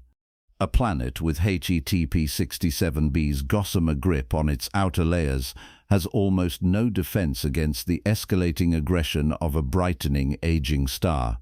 The inflation and the stripping are working in opposite directions, but the stripping, powered by an increasingly active star, appears to be winning. And as the star continues its subgiant evolution toward an eventual red giant phase, the radiation environment will only intensify. The question of how much mass the planet will retain even 100 million years from now is one the 2025 team addressed carefully, with appropriate uncertainty. Their models suggest the planet could lose a significant fraction of its remaining atmospheric mass within that time frame, transitioning from its current extraordinary scale toward something smaller, denser, and perhaps ultimately unrecognizable as the same object we observe today. The endgame, when the star expands dramatically during its red giant phase, remains what it always was: engulfment. But the planet arriving at that engulfment will not be the planet we see now. It will already have been substantially diminished, sculpted by millions of years of episodic assault into something between the hot Jupiter it is today and a bare, exposed remnant. If a remnant survives at all, there is something almost narratively satisfying about the discovery that atmospheric escape is episodic rather than steady, tied to the rhythms and tantrums of the host star. It transforms the relationship between planet and star from something static into something dynamic and even violent. We had imagined a planet slowly deflating like a balloon left in the sun. What the 2025 research suggests instead is a planet being punched, repeatedly with varying force, by a star that is itself in the process of dying and becoming more dangerous as it does. The slow leak becomes an intermittent catastrophe. The calm erosion becomes something with pulses and episodes and moments of genuine crisis. For the broader field of exoplanetary science, the implications reach well beyond this single system. HATP-67b is the most extreme known example of an inflated hot Jupiter, but it is emphatically not the only one. The census of known exoplanets includes dozens of planets with radii and densities that challenge the predictions of standard formation and evolution models. WASP-17b, Kepler-12b, WASP-79b, these are worlds with their own anomalous inflation signatures, their own atmospheric peculiarities, their own unresolved questions about how they came to be as large as they are and how long they will remain so.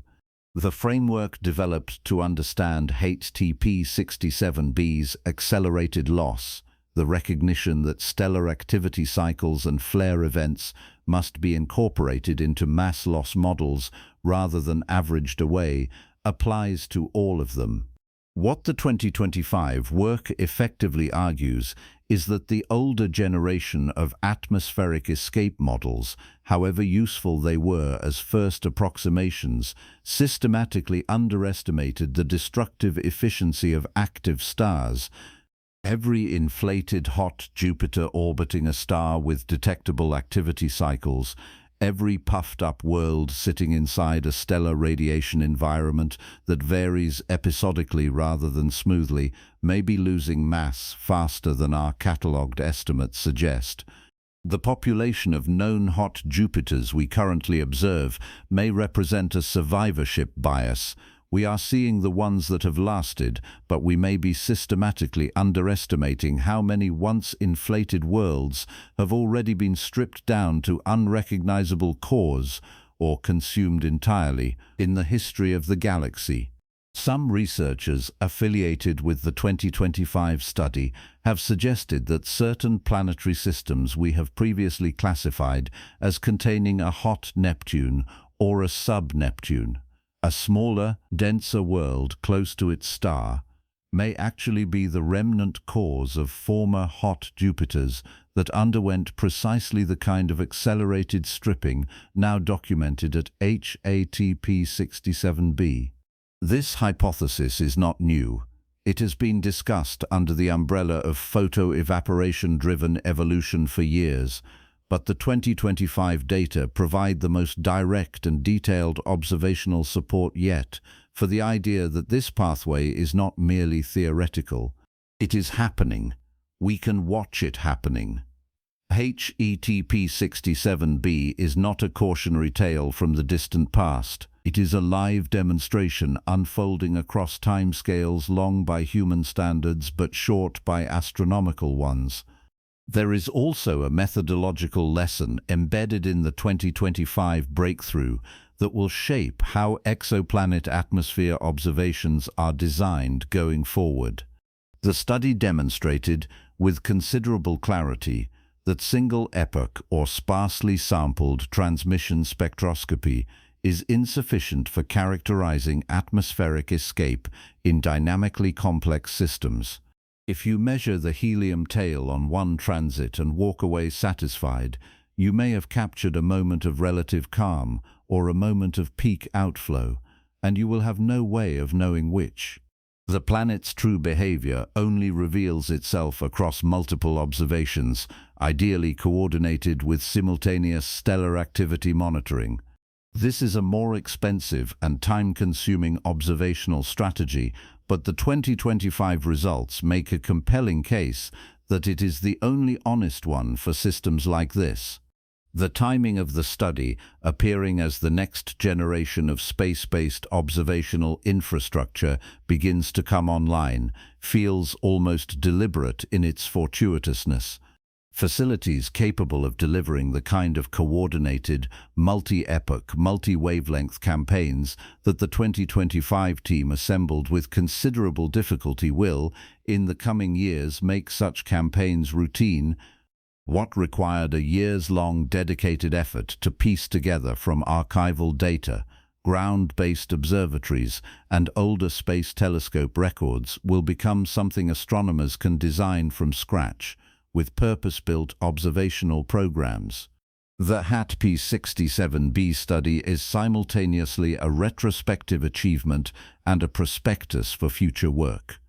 Standing back from the technical details, what the 2025 breakthrough really gives us is a revised sense of impermanence. We knew, in a general way, that HAT-P67b was not long for the universe. Now we know it more precisely, more urgently, and with a richer understanding of the mechanisms by which its end will come. The planet is not waiting passively for its star to expand and swallow it. It is being actively dismantled, piece by piece, in bursts and episodes, by the very radiation that has kept it inflated.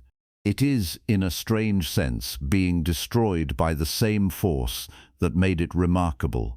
And this revised portrait of a world that is extreme not just in its properties but in the pace of its transformation raises a question that sits just beneath the surface of all these calculations and models. A question not purely about physics, but about categories and definitions. HAT-P67b is called a planet. We measure it, model it, and mourn its approaching end under that label. But what exactly does it mean for something to be a planet when it is this large, this diffuse, this unstable, this temporary? When the boundary between a planet and a cloud of escaping gas becomes difficult to draw precisely, when the object in question has an atmosphere actively dissolving into interstellar space, when the mass we measure today will be meaningfully different in a few million years, at what point does the category begin to strain under the weight of what it is asked to contain? That question is not merely philosophical. It has practical consequences for how we build our catalogues, design our surveys, and interpret the census of worlds beyond our solar system.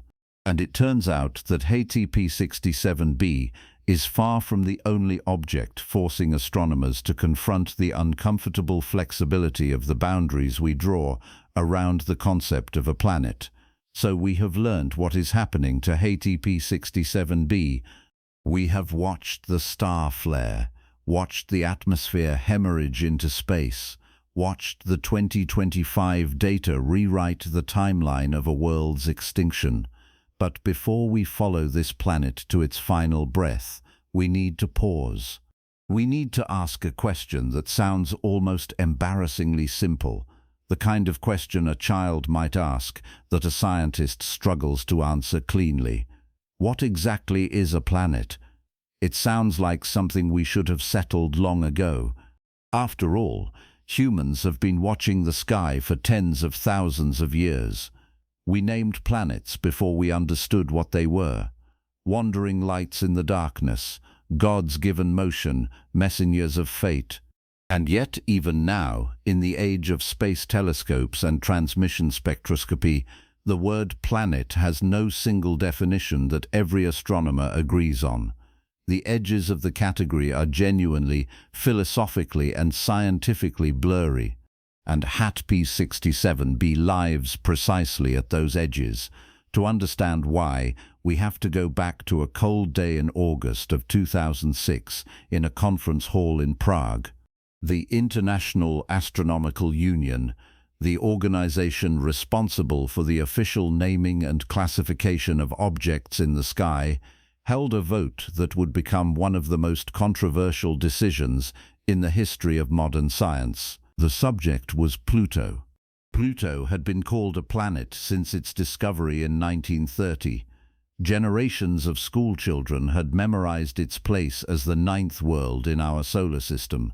But as telescope technology improved in the 1990s and early 2000s, astronomers began finding other objects in the far outer solar system, Eris, Sedna, Quaoar, Makemake, objects that were Pluto-sized, or nearly so, orbiting in the same cold, distant region. If Pluto was a planet, then several of these objects arguably were too. The solar system was threatening to expand from 9 planets to dozens, and the definition was cracking under the pressure, so the IAU voted. They formalized a 3-part definition. A planet must orbit the Sun. It must have sufficient mass for gravity to pull it into a roughly spherical shape, and it must have, in the official language, cleared the neighborhood around its orbit. That third criterion was the fatal one for Pluto. It shares its orbital neighborhood with thousands of other Kuiper Belt objects. It has not gravitationally dominated its zone, and so, almost overnight, Pluto became a dwarf planet, and the solar system shrank to 8. The debate has never really ended. Planetary scientists argued, and still argue, that the clearing criterion is poorly defined, that it applies only to our solar system and becomes meaningless when extended to other stars, that it was rushed through a vote attended by only 4% of the IAU's total membership. The definition was politically useful, but scientifically contested from the moment it passed. And here is the deeper problem. The IAU definition was designed to solve a very specific crisis about our own solar system. It was never built to accommodate the menagerie of objects we have since discovered around other stars. When astronomers began finding exoplanets in the 1990s, they entered territory the definition did not anticipate. How do you apply the concept of clearing a neighborhood to a planet orbiting another star in a system we cannot fully map? The IAU criteria are, in practice, solar system-centric. They describe what we find at home. They tell us almost nothing useful about what we find everywhere else. HTP 67b exposes this problem at its most extreme. By the broadest informal definition, a body orbiting a star that is too small to sustain nuclear fusion, it qualifies as a planet.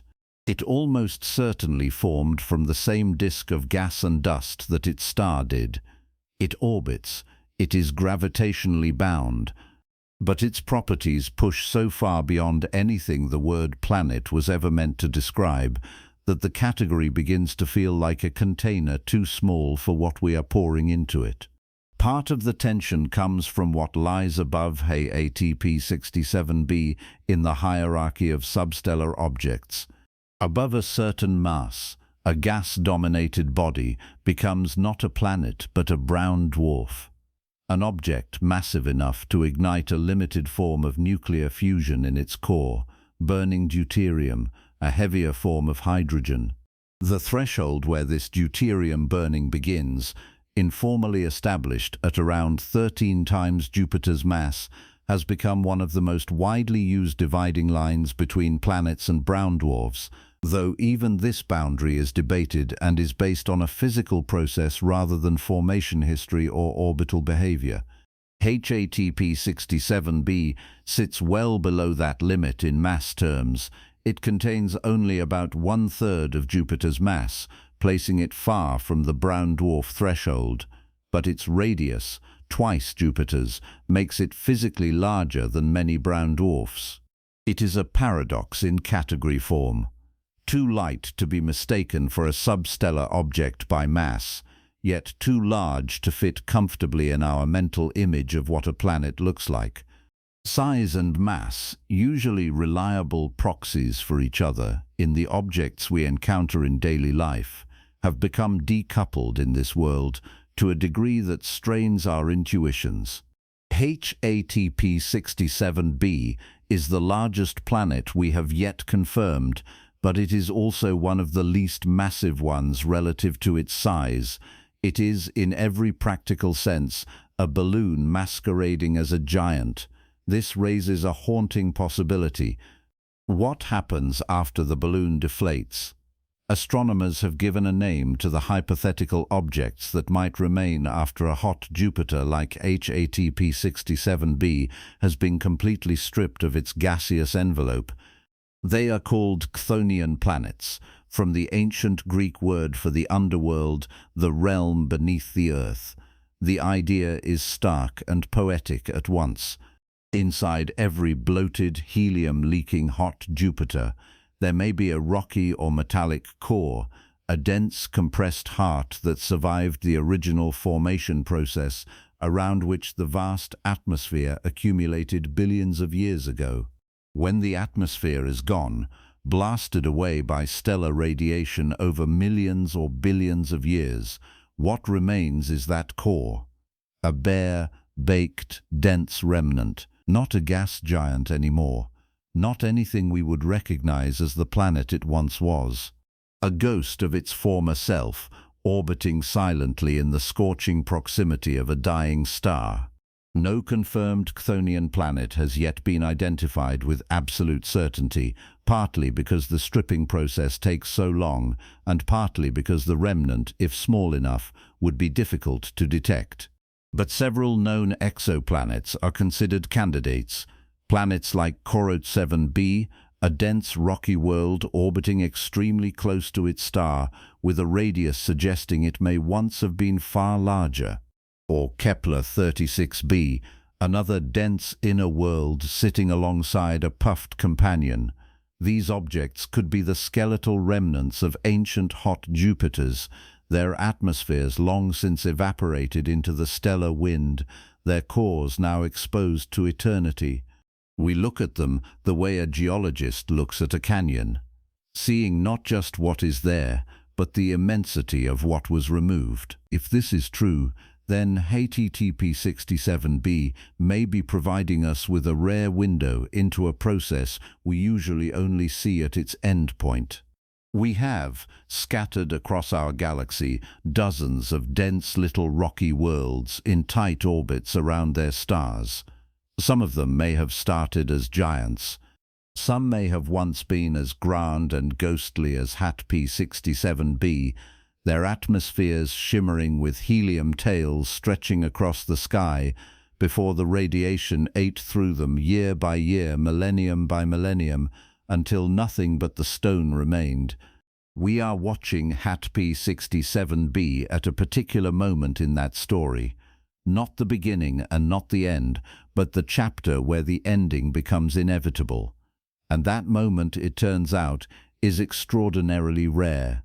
When you survey the population of known hot Jupiters, the gas giants orbiting their stars in less than 10 days, blasted by heat and radiation, you notice something striking. Ultra-hot Jupiters as extreme as HTTP-67b are genuinely scarce. Among the thousands of confirmed exoplanets discovered by missions like Kepler and the Transiting Exoplanet Survey satellite, objects approaching HTTP-67b's combination of radius, low density, and extreme irradiation are uncommon enough to warrant individual attention when discovered. This scarcity is not accidental. It is, in a sense, the signature of destruction. The logic runs like this. If such planets form at all, and they apparently do given that we have found at least a few, then they must be destroyed faster than they are created, or faster than they persist. Otherwise we would see more of them. The rarity of these ultra-inflated worlds is the statistical echo of their brief lifespans. They are, in the cosmic census, the equivalent of fireflies, abundant enough for us to occasionally glimpse one, but gone so quickly that the sky is never full of them.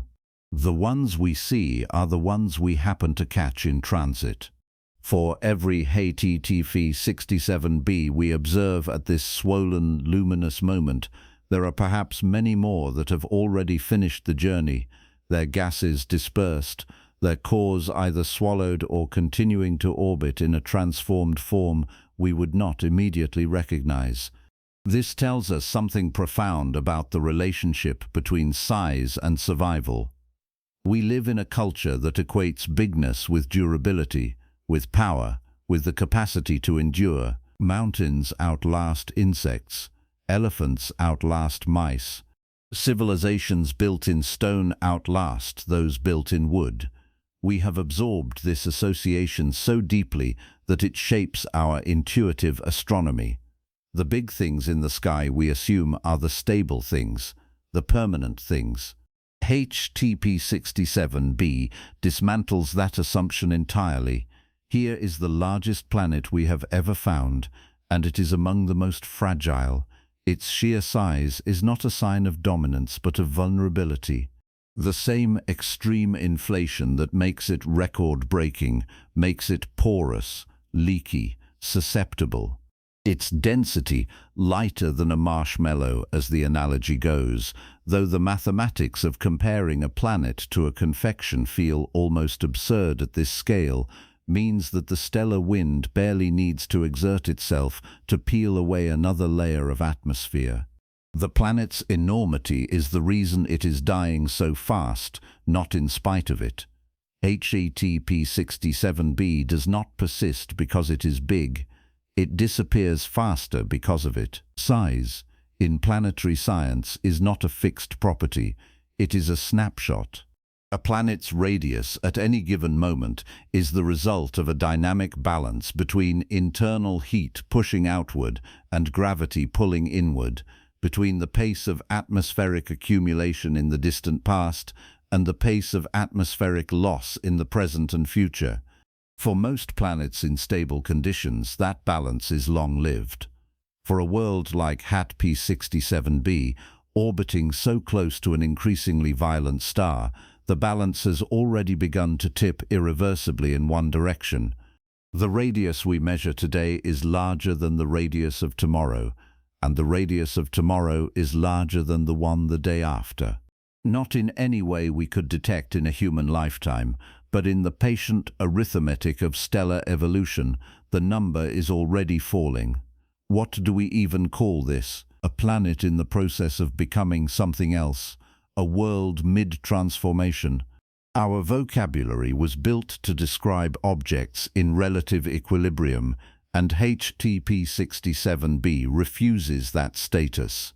It is a planet in the same way that a glacier in rapid retreat is still a glacier, technically accurate, but somehow insufficient as a description of what you are actually witnessing.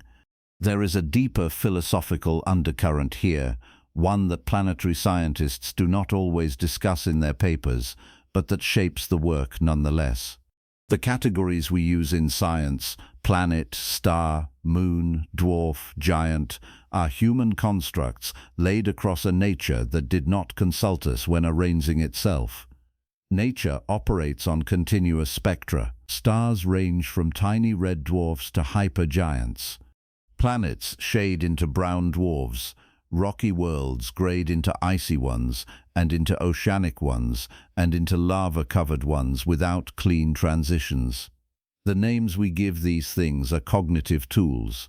They help us organize information, communicate findings, build models, but they have edges, and at the edges they fail.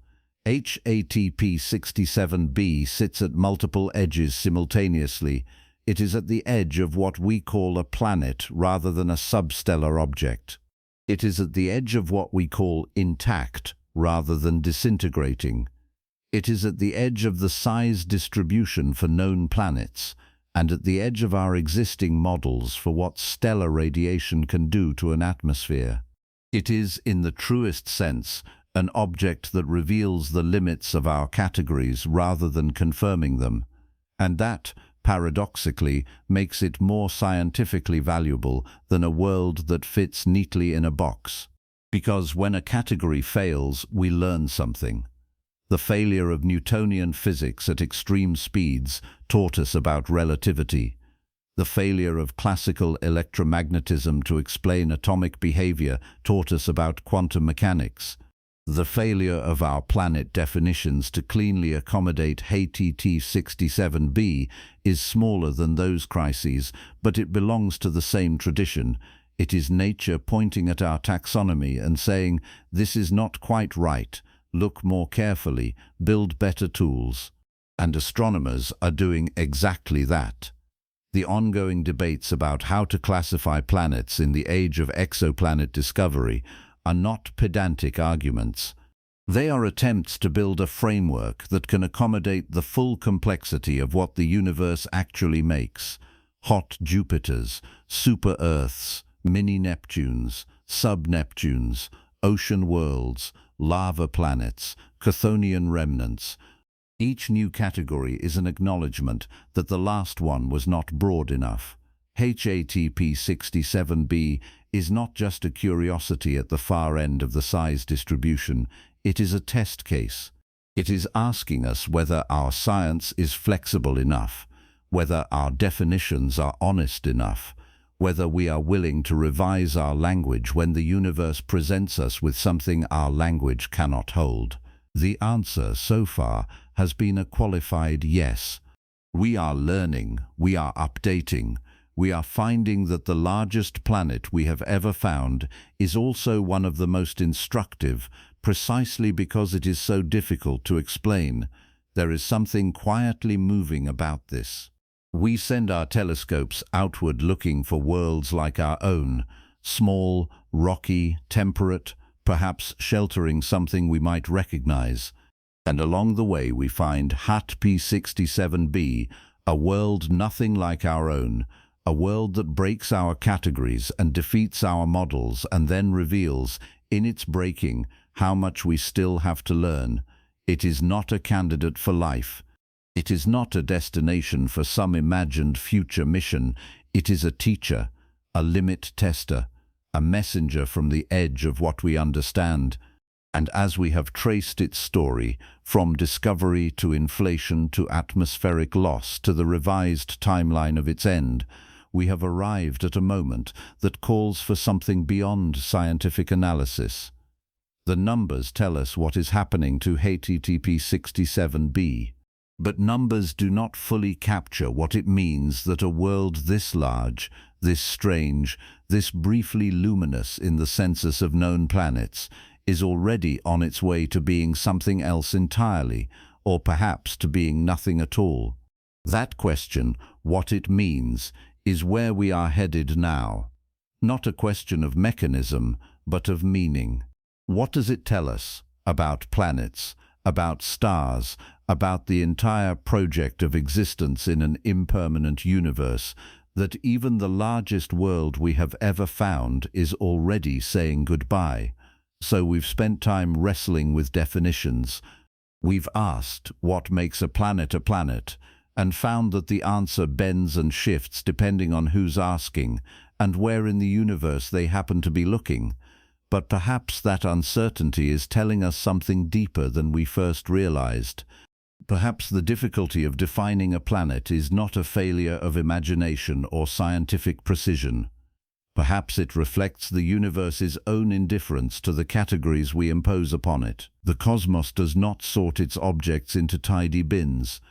It makes things, transforms them, and unmakes them, on timescales so vast they dwarf everything we've ever known. And yet, in the case of HAT P67b, on timescales that are almost shockingly brief. Because here is what we know. HAT P67b is dying. Not metaphorically, not eventually, in some abstract cosmic sense. It is dying right now, in a process that has already begun and will not stop. Every second, material is bleeding from the top of its atmosphere, carried away on the stellar wind of a star that is itself in the process of transformation. The question is no longer whether this planet will survive. The question is simply how much time it has left and what we can learn before it's gone. To understand the trajectory of HAT P67b's final chapter, you have to hold the whole system in your mind at once. The star, aging and brightening, expanding its radius and intensifying its radiation output. The planet, swollen to twice Jupiter's size yet holding barely a third of Jupiter's mass, its outer layers so loosely bound that the pull of its own gravity is almost not enough to keep them. And between them, a distance so small, an orbital radius of just a few hundredths of an astronomical unit, that the planet completes a full year in less than 5 Earth days. This is a system in crisis. It has been in crisis for some time. And the 2025 research team's findings made brutally clear that the crisis is accelerating. The sequence of events that astronomers project forward from here reads almost like the stages of a geological catastrophe. In the immediate term, the phase we are witnessing now, The planet is experiencing what scientists call hydrodynamic escape. This is not the slow, molecule-by-molecule leaking of a thin atmosphere, the kind that stripped Mars of most of its air over billions of years. This is a wind, a full-throated outflow of hydrogen and helium driven upward by the intense ultraviolet and X-ray radiation from the star, rising through the upper atmosphere until it reaches escape velocity and simply flows away into space. The helium tail detected in transmission spectroscopy measurements, that ghostly comet-like streamer extending behind the planet, is the visible signature of this process in action. We are watching a world shed itself, layer by layer, in real time. But hydrodynamic escape, as dramatic as it sounds, is only the opening movement of this dissolution. The deeper and more catastrophic process waiting further along the timeline involves what astronomers call the Roche lobe. Every planet orbiting a star exists within a gravitational landscape, a region of space where the planet's own gravity dominates over the star's pull. That region has a boundary, and the boundary has a shape. It is not a perfect sphere, but rather an elongated teardrop stretched toward the star on one side. Astronomers call this the Roche lobe, named after the 19th century French mathematician Édouard Roche, who first described it. As long as a planet's atmosphere remains within this boundary, gravity holds it in.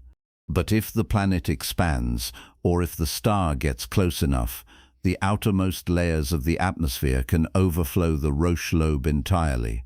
At that point, material doesn't just escape, it flows directly onto the star, like water overflowing the rim of a glass.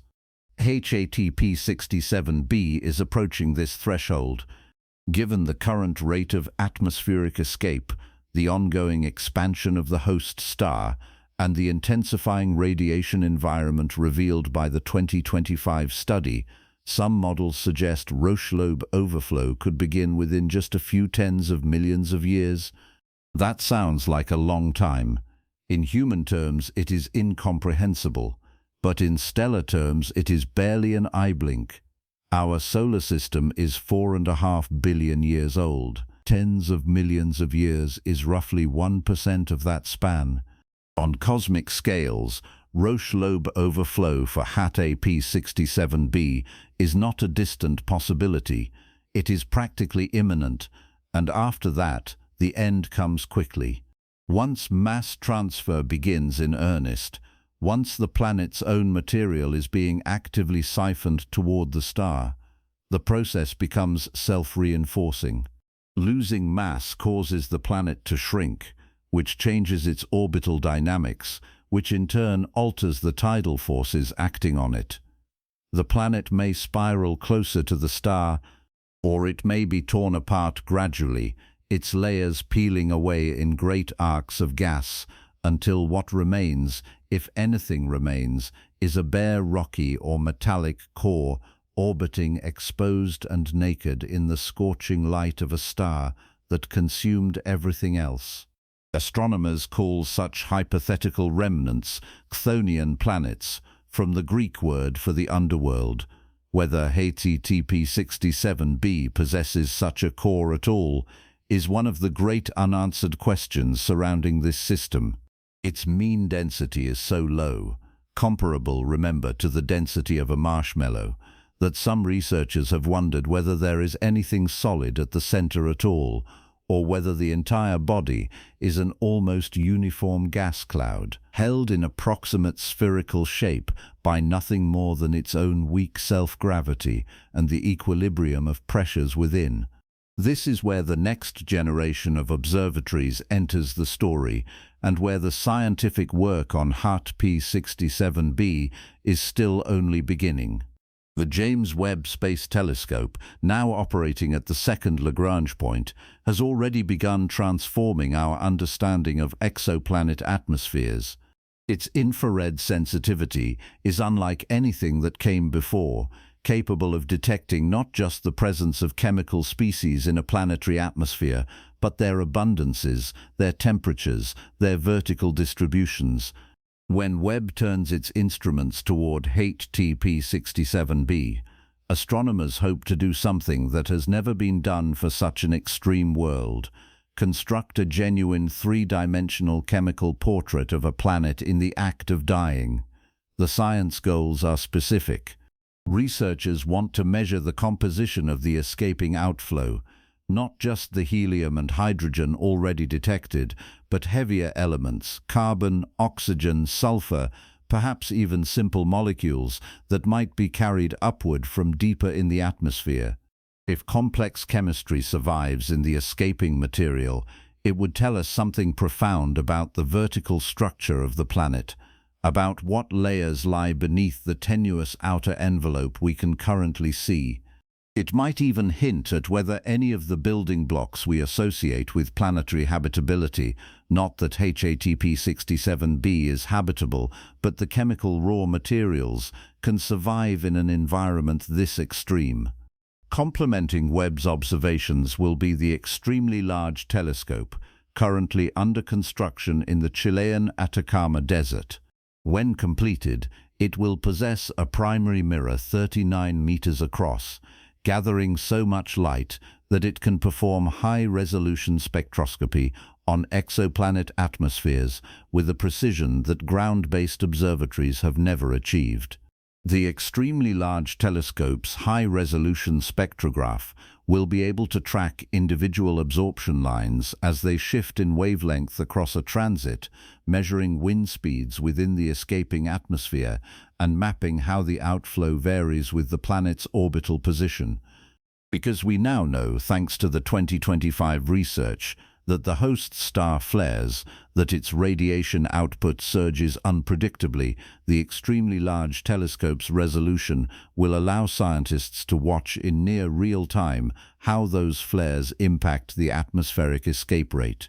Not modeling it, watching it, connecting cause and effect with an immediacy that previous instruments could only dream of. And beyond these observatories, new space missions specifically designed to study atmospheric escape and exoplanet evolution are in various stages of planning and development. The Ariel mission, led by the European Space Agency and expected to launch in the early 2030s, will conduct a systematic survey of exoplanet atmospheres across a wide range of planet types and stellar environments. HETP 67b is almost certainly on its target list. Ariel is designed precisely for cases like this, worlds where the atmosphere is the science, where what a planet is made of and how it is losing that material tells us more than any orbital measurement ever could. Taken together, these instruments represent a sustained multi-decade commitment to understanding not just HATP 67b in isolation, but the entire class of inflated ultra-short period gas giants, of which it is the most extreme known example. Because here is the crucial insight that makes this single bizarre world matter so much to planetary science broadly. HATP 67b is not an anomaly to be explained and then set aside. It is a magnifying glass. Its properties are so extreme that processes which operate subtly and slowly in more typical planetary systems are here stretched to visibility. The physics of atmospheric escape, of tidal interaction, of stellar irradiation effects on planetary radii, all of these operate throughout the universe, including in our own solar system. We study HATP 67b because it shows us the end state of forces that are present, in quieter form, everywhere. Consider what this means for our own home system. The Sun is not currently expanding as dramatically as HATP 67's host star, but it will. In roughly 5 billion years, the Sun will exhaust its core hydrogen fuel and begin the same transformation that HATP 67's star is already undergoing, expanding into a red giant, dramatically increasing its luminosity and bathing the inner solar system in radiation levels that will vaporize oceans, strip atmospheres, and ultimately swallow Mercury and Venus, and perhaps Earth itself. Jupiter and Saturn will survive this transformation, their cores likely intact, but their atmospheres will be reshaped in ways we can barely model. Studying HATP 67b now is, in a very real sense, studying the distant future of worlds much closer to home. And studying it carries a philosophical weight beyond the technical. There is something arresting about this planet.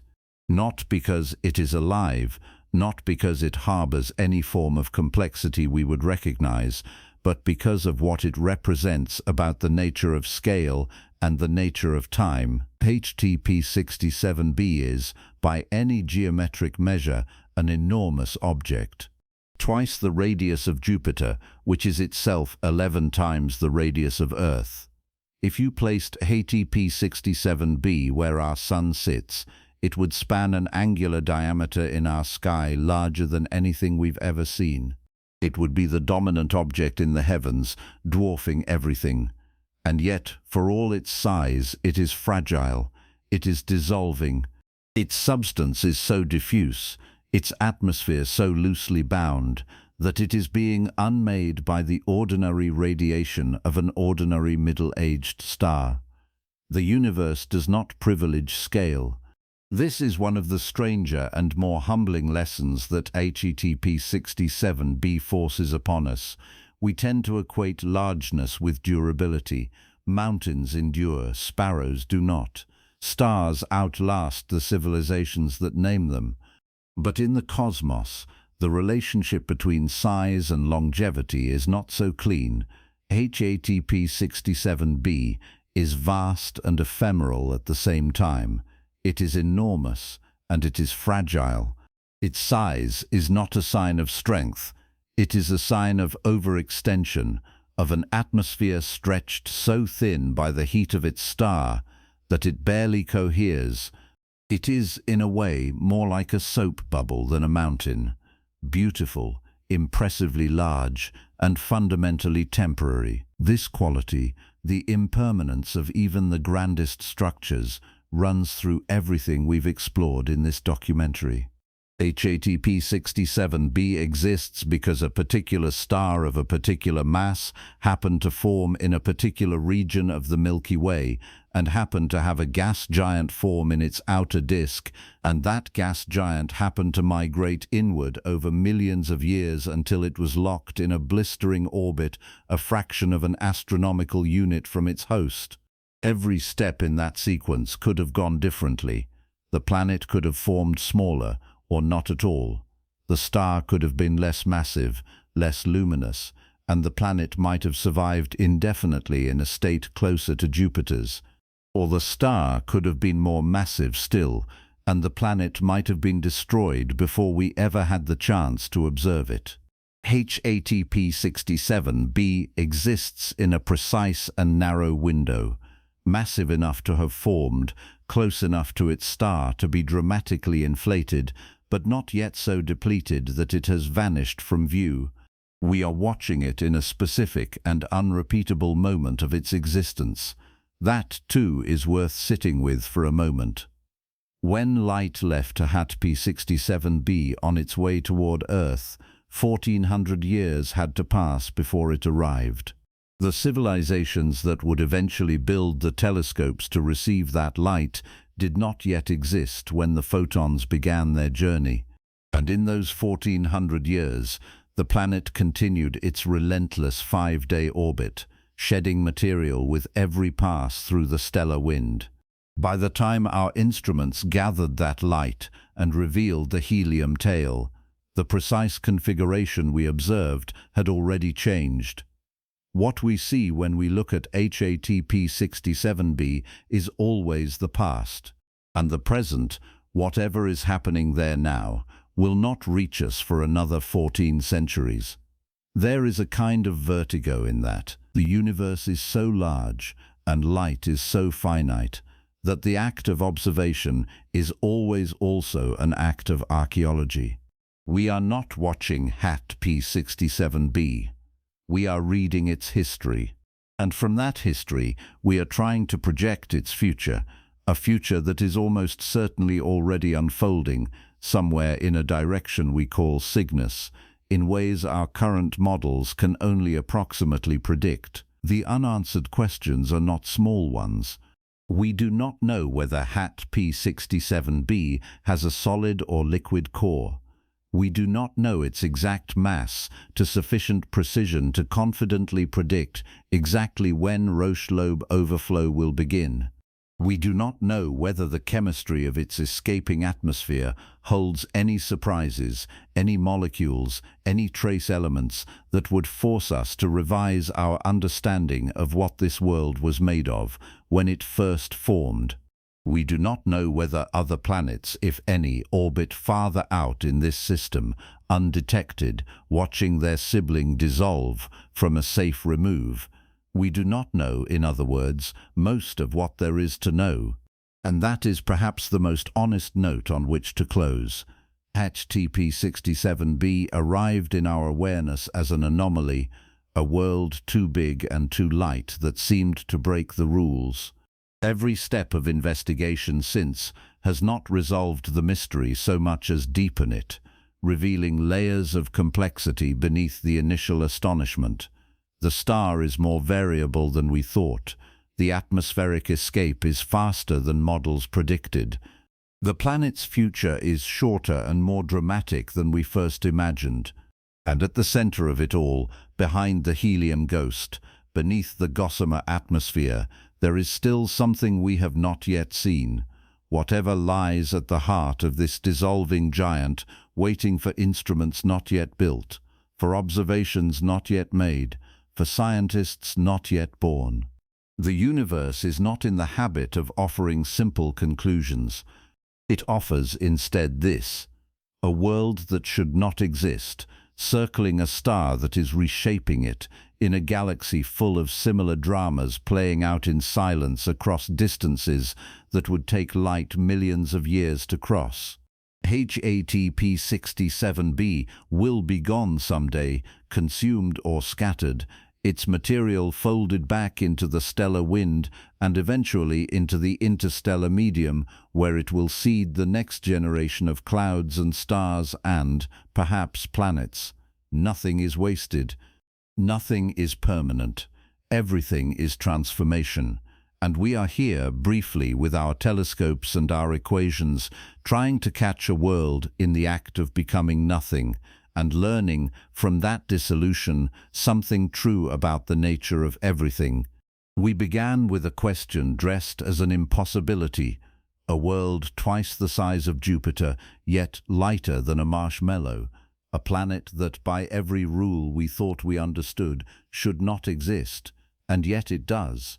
1,400 light-years away, in the quiet constellation of Cygnus, HAT P67b drifts in the merciless glare of a dying star, bloated, gossamer, hemorrhaging its own atmosphere into a ghostly helium tail that stretches across the darkness. It defies our definitions, it breaks our models, it refuses to be categorized neatly into the boxes human minds have spent centuries constructing. What this world has taught us is not simply about one strange planet. It is about the nature of knowledge itself. Every framework we build, every definition of what a planet is, every equation predicting how large one should grow, every assumption about how slowly or quickly a world can die, is not a law handed down by the universe. It is a best guess. A map drawn in pencil, HAT P67b, erases the pencil marks. The 2025 breakthrough reminded us that even the star is not a passive backdrop. It is volatile, it flares, it rewrites the future of everything orbiting it. Star and planet are not separate actors. They are one entangled, violent conversation, moving toward an ending neither can escape. And perhaps that is the deepest truth hidden inside this impossible world. Nothing in the cosmos is truly isolated. Nothing is permanent. The boundaries we draw between planet and vapor, between existence and dissolution, between what should be and what is, are ours. The universe draws no such lines. Somewhere out there, a giant is coming apart. And in its slow, magnificent unraveling, it is teaching us that the cosmos is far stranger, far more patient, and far less finished than we ever dared to imagine.